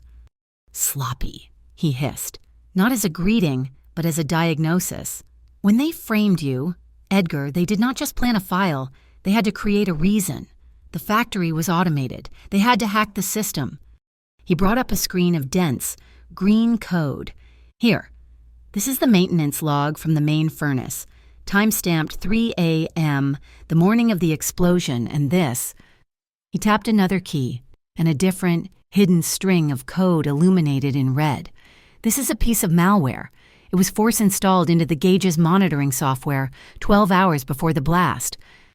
My blood went cold.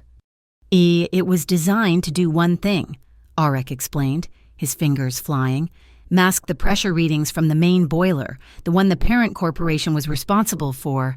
It created a ghost reading, shifting the alert to a secondary, non-critical system, your system, Edgar. They blew it up on purpose, Edgar whispered. No, Maddox said, his voice grim. They were running the furnace too hot, bypassing safety protocols to fill an order. The malware was just to hide the evidence, to make sure that when it did blow, the blame would fall on the smallest part of the machine, on you. They had fed my father to the wolves years ago to cover a corporate crime. Where did it come from, I asked, my voice tight. The malware. Aurek's fingers tapped, and a map of Harbor Falls appeared. It is masked, routed through a dozen public servers, but the primary injection node, the origin point, is here. A red dot pulsed on the map, the Dark River Cultural Center. I knew the place. It was a beautiful, century-old building by the water, supposedly running after-school music programs and art classes. It was also, as everyone in Harbor Falls quietly understood, the unofficial, unspoken headquarters of the Oxblood Union. The original data, Aurek breathed, his eyes wide. The real pressure logs, the uninfected files, if they were sloppy, they might still be on that server. If we get that, we do not just clear Edgar. We connect Corin Bale and the Oxbloods to a decade-old corporate cover-up. We cannot go in armed, Maddox said, his mind already working. It is a public building. They use the children's programs as a shield. So we do not go in armed, I said, the plan forming, sharp and sudden. We go in as guests. We find the server. It will be hidden, Aurek countered, shaking his head. A reinforced room, a panic room. We could search for days. I thought about my violin. I thought about the physics of sound. A hidden room, a server room, is a box. A box has a specific resonant frequency. If I can find the right frequency, I can make the room itself vibrate, even the air inside it. Aurek looked at me, his watchmaker's mind catching the gear teeth of my idea. A resonance box. Yes, if you can play a sustained low-frequency motif, I can use a sensitive directional microphone. I can map the vibration feedback. I can see the room, right through the walls. It was insane. It was perfect. The Dark River Cultural Center was hosting a charity fundraiser that very night, a concert to save Harbor Falls heritage. The irony was so thick it was suffocating. Maddox, Selene, Cade, and I went in through a side entrance. Aurek was in the van, a nervous, excited presence in my earpiece. The main stage was occupied by a politician's wife singing show tunes, badly. I was backup entertainment, relegated to a small auxiliary stage in the grand, echoing marble hallway outside the main ballroom. It was exactly where we needed to be. Selene and Cade, dressed as black-clad technicians, flanked me, their eyes scanning the exits. Okay, Juniper, Aurek whispered in my ear. Start low, G-string, slow bow, walk the hall, find me the room. I put the bow to the string. I did not play music. I played sound, a low, searching, powerful tone that I could feel in my teeth. I began to walk, pacing the length of the ornate hall, letting the sound soak into the plaster and marble. Nothing, Auric murmured. Keep going, back toward the ballroom. I walked, the low note unwavering. Wait, stop, he hissed. Right there, that wall, the ornamental plasterwork. The sound is dead. It is not echoing. Now, slide up, a half step, hold it. I held the note. It was a deep, unsettling vibration, and the wall in front of me seemed to drink it. Got it, Auric breathed, his voice triumphant. The vibration is localized, a 10 by 10 reinforced concrete room. Behind that wall, one main steel door, electronic lock, 2 guards inside. I am in. I am bypassing the lock now. Maddox appeared at my side, a ghost in the dim light. Auric is in. He is in. Cade, Solent, the door, he ordered. They moved. It was a beautiful, fast and silent thing. They flowed to a staff-only door 20 feet away, and Cade's hands got to work. In seconds, the lock clicked. They were in the hidden corridor, behind the wall.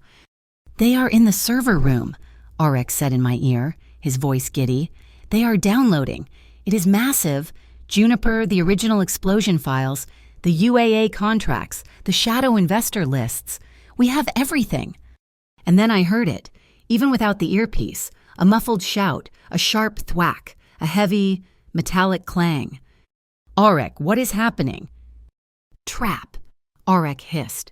They breached the door, but the frame was wired. Cade is hit. Needle trap. In the leg. She is down. We are exposed. Get her out, Maddox commanded into his own mic. Retreat now. No, I said. Auric, how long for the download? We have 70% and, I need 2 more minutes.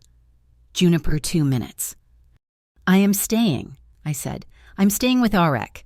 You get Cade out. Juniper, no. Maddox's voice was a low growl. Get to the exit. That is an order. I am not one of your soldiers, I shot back, my voice hard. And I am not leaving. Finish the download. Auric. I heard a crash from the hidden corridor.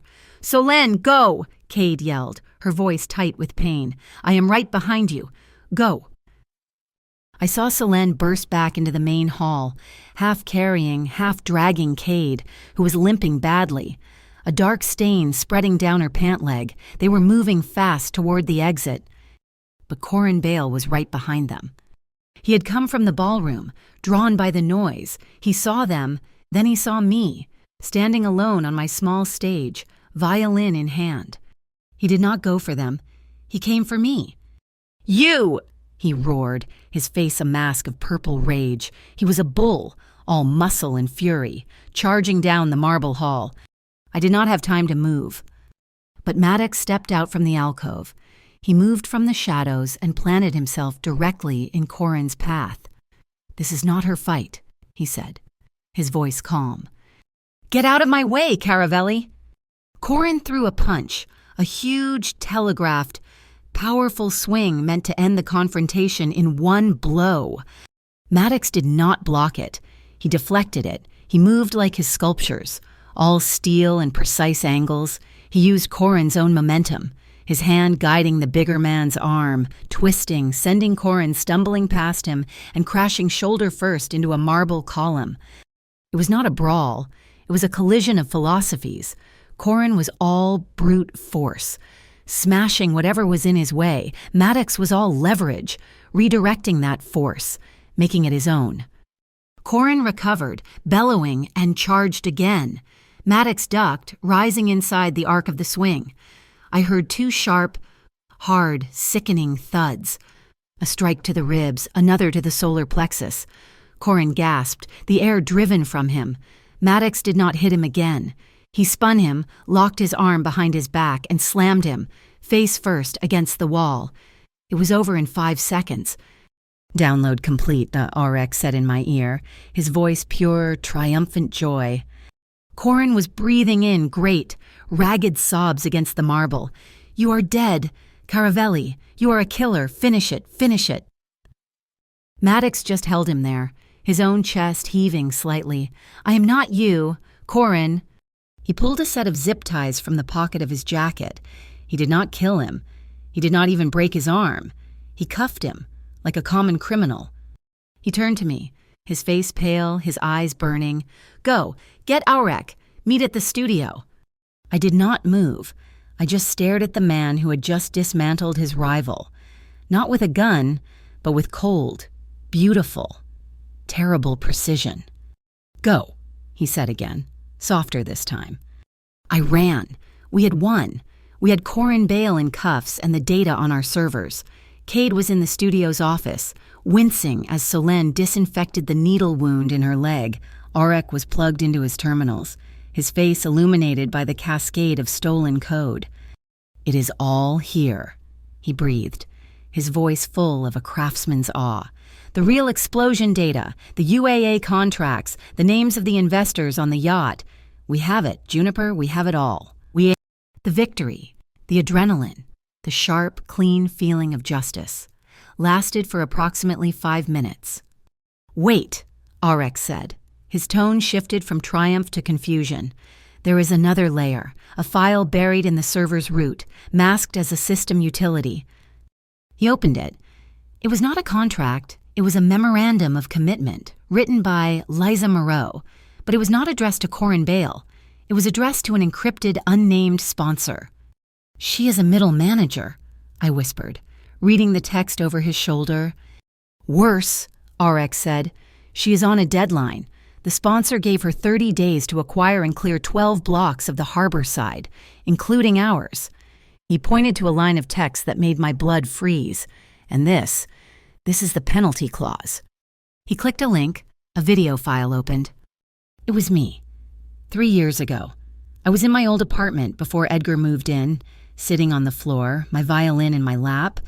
I was not playing, I was sobbing, my face pale and puffy, the phone still clutched in my hand.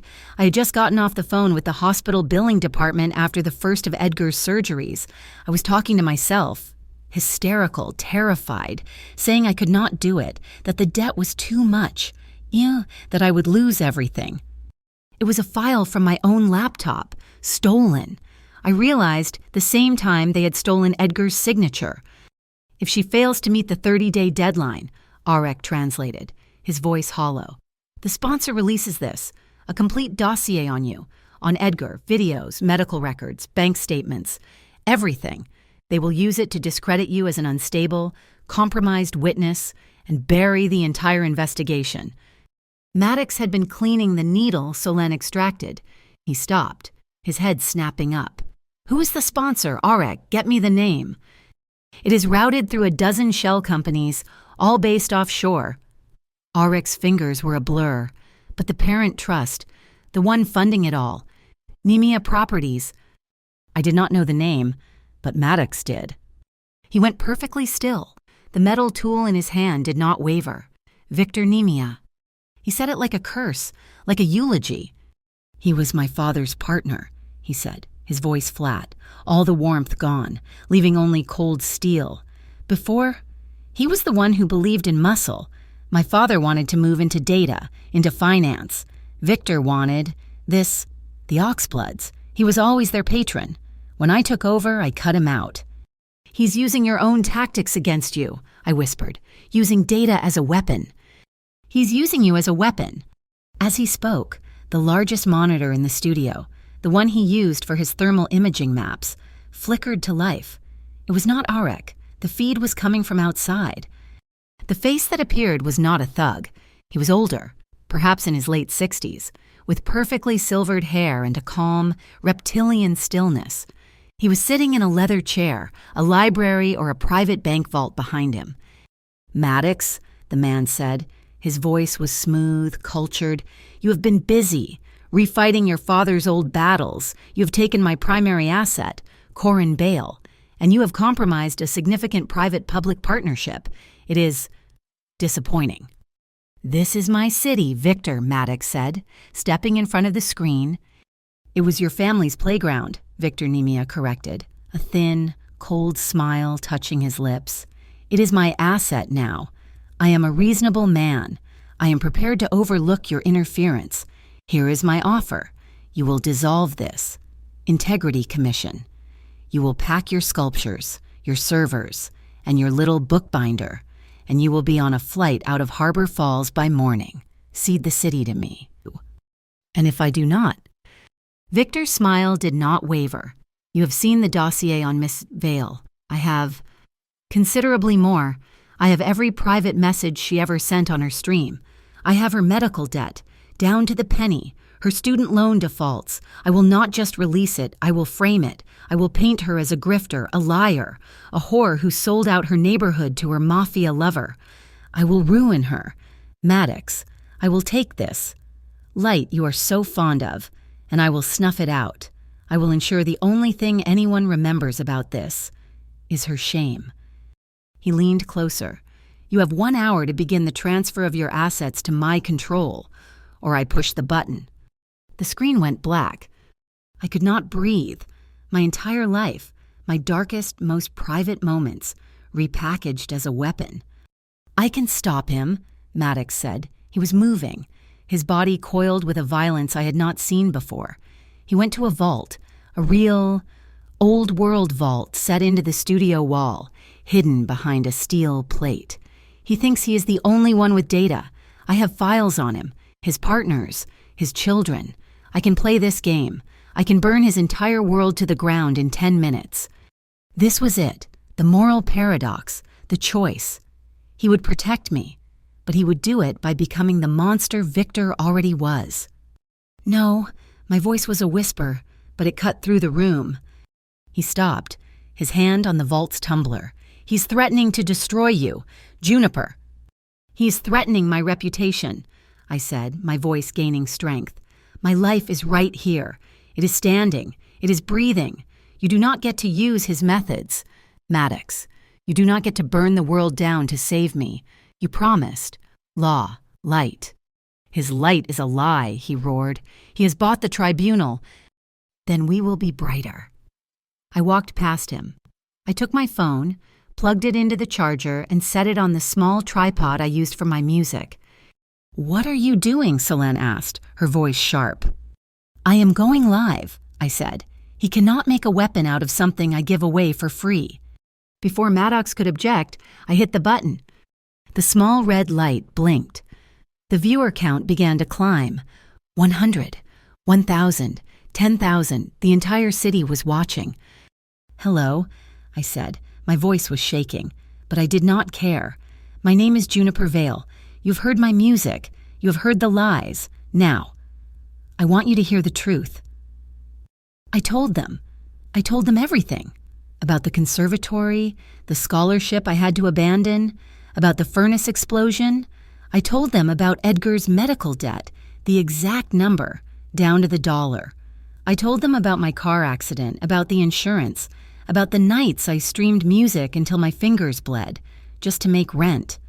Victor Nemia is threatening to release this, I said, the tears finally coming, hot and angry. He calls it blackmail. He calls it a dossier of shame. I call it life.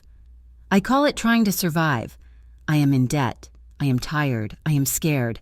But I am not ashamed, and I will not be silenced.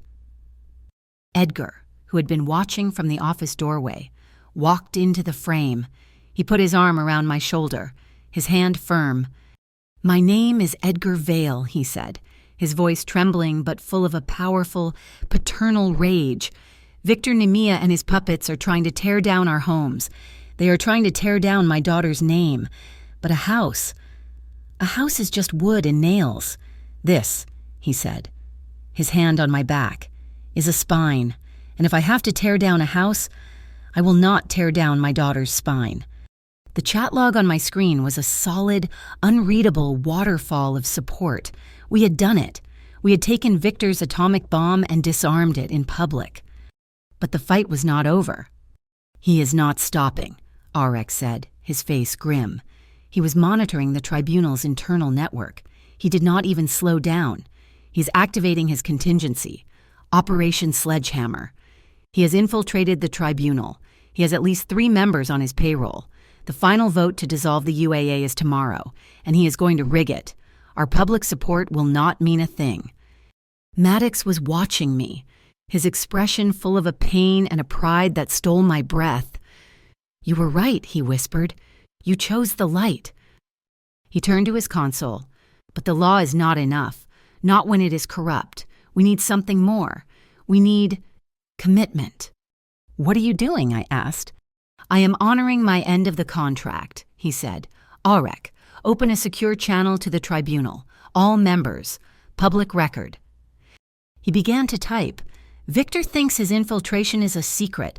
I am going to make my support public." He sent them blackmail. I am sending them a bond. He hit the enter key. A massive data transfer began. "It is the Caravelli family archives," he said, not looking at me, his eyes on the progress bar. "Everything.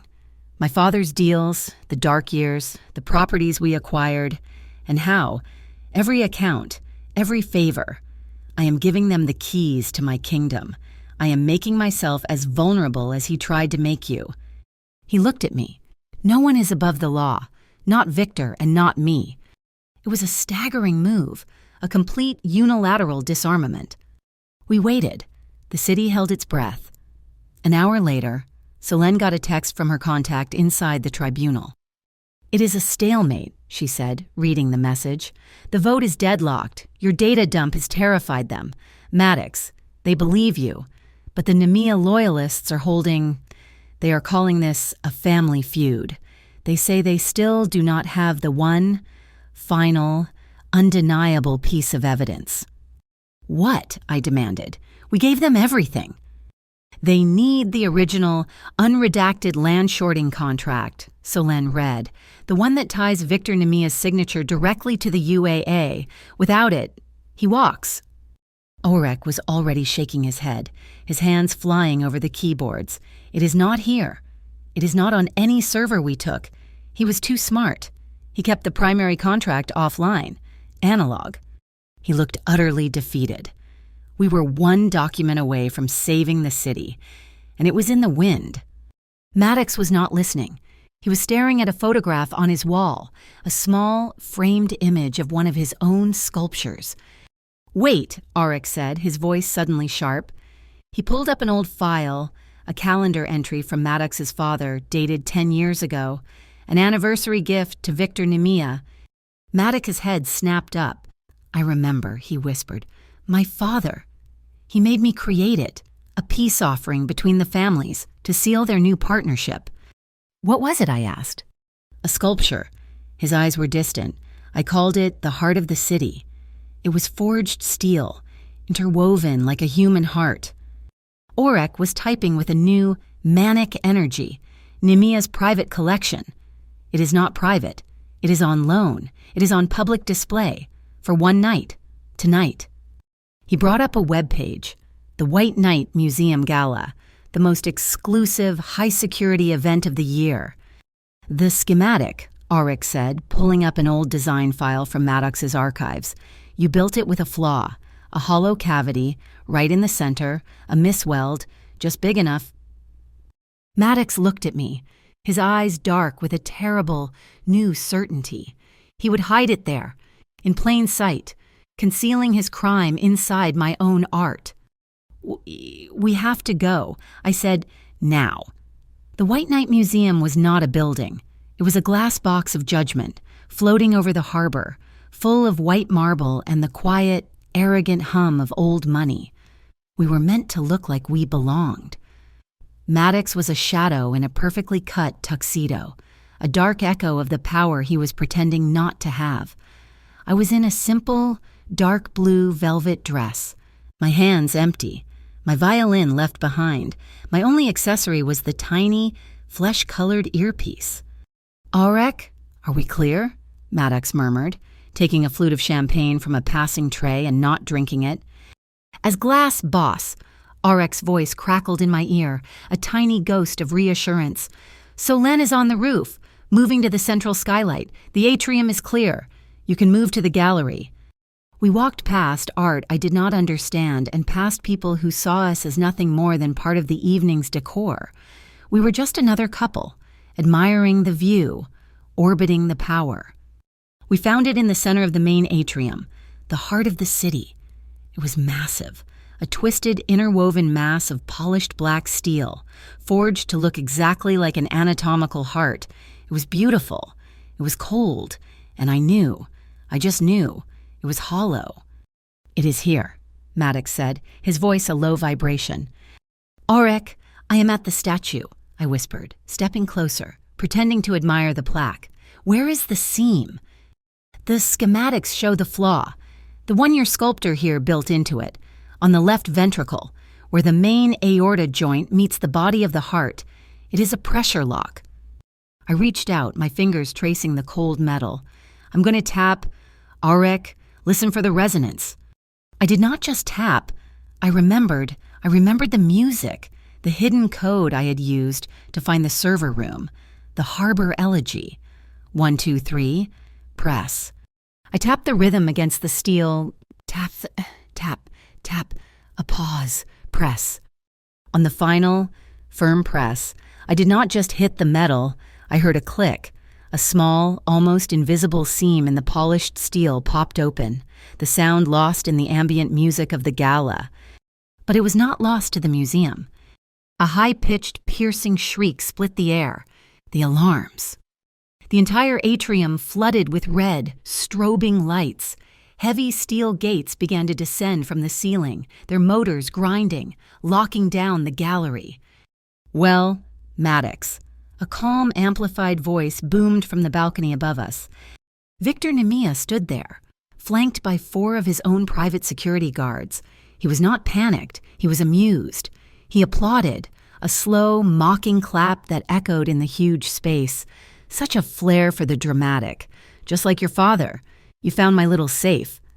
He descended the marble staircase, his steps unhurried. "You have retrieved my property, and in doing so, you have just committed breaking and entering in one of the most secure facilities on the coast. My security. By the way, I sit on the board of this museum." He gestured to a large, glass-walled office set into the side of the atrium, a conference room built like a transparent cage. "Let us negotiate your surrender." Victor smiled, his teeth very white. "In private, bring the chip. We can discuss your prison terms." Maddox looked at me. I nodded once. It was a trap, but it was the only stage we had left. We walked into the glass room. The security guards stood outside, their weapons visible. The heavy glass door hissed shut behind us, and I heard the definitive, magnetic thunk of the lock. Victor Nemia sat behind a massive glass desk. The picture of control. "Give me the chip, Maddox. It is over." "It is not his chip to give," I said. Victor's gaze slid to me, as if he was annoyed a piece of furniture had spoken. "Miss Vale, your confession last night on the internet was very touching and utterly irrelevant. The tribunal is voting as we speak. They do not have the evidence. They will vote my way." "You want a city where you cannot hear the poor," I said, my voice clear and steady, refusing to shake. "A city with no ugly sounds. But I want a city that hears everything, even the crimes whispered in rooms like this." I pulled my phone from my small clutch. I set it on the desk, facing him. "Aurek, are we live?" "We are live," Aurek's voice said in my ear, on the phone screen. The red light was on, the viewer count exploding, Live Integrity Tribunal public feed. The thousands of people watching the feed from Driftstone Square, where the tribunal was in its final, deadlocked session, were now in this room with us. Maddox placed the small, dark chip on the glass desk. "You have a choice. Victor, right now, you can sign this." He slid a tablet across the desk, its screen already illuminated by Aurek. A full confession, admitting to the manipulation of the UAA, admitting to the conspiracy with Corin Bale. You sign, you take the fall, and your family's personal assets remain untouched. "Or," Victor sneered. "Or," Maddox said, his voice as cold as the steel heart outside. "I let Aurek broadcast the entire contents of this chip, not just the land contract. Everything, your black fund, your offshore accounts, the judges you own, the full list. I will burn your entire legacy to the ground from this desk." Victor Nemia laughed. It was a dry, hollow, ugly sound. "You are a fool, Maddox. Just like your father. You think data is power. Power is this." He pressed a button on his desk console. "Seize them. Take the chip. Delete the feed." The guards outside the glass room raised their weapons, moving to the door. But the door did not open. Click. And the world ended. The entire museum, every light, every alarm, every console, plunged into absolute, profound darkness. "Aurek," I whispered into the void. "Not me," Aurek said, his voice giddy with triumph. "That was your father." A second later, I heard the clunk of the magnetic lock on the glass door disengaging. The power was cut, in the blackness. I heard the door slide open. I heard movement, a faint zip, a high-voltage crackle. The sound of two heavy bodies hitting the marble floor. Dim, yellow emergency lights flickered on, casting long, sick shadows. Solène was standing in the doorway, a stun baton in her hand. The two nearest guards were on the floor, immobilized. The other two were already down, silent. On Victor's desk, the chip was gone, but my phone, running on its own battery, was still live. "Broadcasting now," Aurek said, his voice clear in my ear. The data dump began. The unredacted contract with Victor's digital signature, the bank transfers, the list of whitewash zones. It was all flooding the public tribunal feed, visible on my own screen. We heard a roar. It was not in the museum. It was from outside, from the city itself, the sound of the crowd in Driftstone Square, watching the truth spill out. A text flashed on my phone's screen from a tribunal watcher. Vote flipped, unanimous, ULA dissolved, indictments issued, Victor Nemia, Corin bail. It was over. Victor was pale, his composure finally shattered. He saw it all, the end of his reign. He kicked open a side door, a staff-only exit, and ran. "Solène, stay with her," Maddox commanded, and he was gone, a dark shape pursuing Victor into the guts of the museum. I ran after him. "Edgar, the power," I said into my comms. "We are in the maintenance tunnels." We burst out onto a high, narrow maintenance bridge, suspended over the dark harbor water. It was raining, the wind howling. Maddox had him. He had tackled Victor at the end of the narrow walkway. As I reached them, Maddox was on his feet, hauling the older man up by the front of his expensive tuxedo. He was dragging him to the edge, to the low railing. This was it, the old way, the muscle Victor believed in. Maddox was going to end it, to throw the poison into the sea. He was breathing hard, his face a mask of cold fury, the same fury that had built the statues. "Maddox," I screamed, my voice ripped away by the wind. He stopped, his arm raised, Victor dangling over the black, churning water. "No," I yelled, walking onto the bridge. "We won. We did it. We do not need to push anyone off a bridge for us to stand tall. We do not need his darkness to win." Maddox stared at me. The wind whipped his hair across his face. I saw the war in his eyes, the battle between the man he was and the man he was choosing to be. He let out a long, shuddering breath. The rage seemed to drain out of him, leaving something solid. He yanked Victor back from the edge, throwing him onto the wet metal grating. "I am not you," he growled. He pulled a set of zip ties from his jacket pocket. He did not grant him a killer's death. He granted him the cold, bureaucratic justice of the law. He tied his hands. The sun was rising when we finally stood on the pier, at the exact spot where this all began, where I had shoved a thug's hand off my father's shoulder. The air smelled of salt and rain, and for the first time, it smelled like hope. Our neighbors were there. Mr. Hasek, Mrs. Finn, they were cheering. Some were crying. They were tying hundreds of purple scarves to the pier railings. Maddox turned to me. He did not say anything. He just looked at me. his eyes full of a new, quiet light. He pulled me to him, and he kissed me. It was not the uncertain, questioning kiss from the candlelit studio. This was a promise. It was deep and slow and warm. It tasted like the sea, and it was a vow for a future built on real foundations, not on paper lies. Corin Bale was arrested. Victor Nemea was arraigned. The story of Harbor Falls changed. The old boxing gym, funded by the seized Nemea assets, did not stay a gym. It became the Orchard Press. It is my bookbinding studio now, and a community art space. I teach kids how to make things with their hands. Edgar is in the back, his own hands steady again, running the old, beautiful, restored printing presses. Maddox's Meg, having given all its dark files to the city, was dissolved and reborn. It is the Institute for Communal Protection now, a truly independent, public-facing watchdog. Maddox, he's in his studio. He's still sculpting. But he also started a scholarship, the Caravelli Steelworks Fund, teaching the kids from the harbor how to build, not how to break. We walked home, through the streets of our city, the lights of the harbor turning the water into strips of glass. We walked hand in hand, knowing the fight was over, knowing we were safe, not because a mafia boss had saved me, but because we had, together, chosen to trust the light in a city that had only ever believed in the dark. Thank you so much for listening to this story. I would love to connect with you all, so please comment below and let me know where you are listening from and share your thoughts.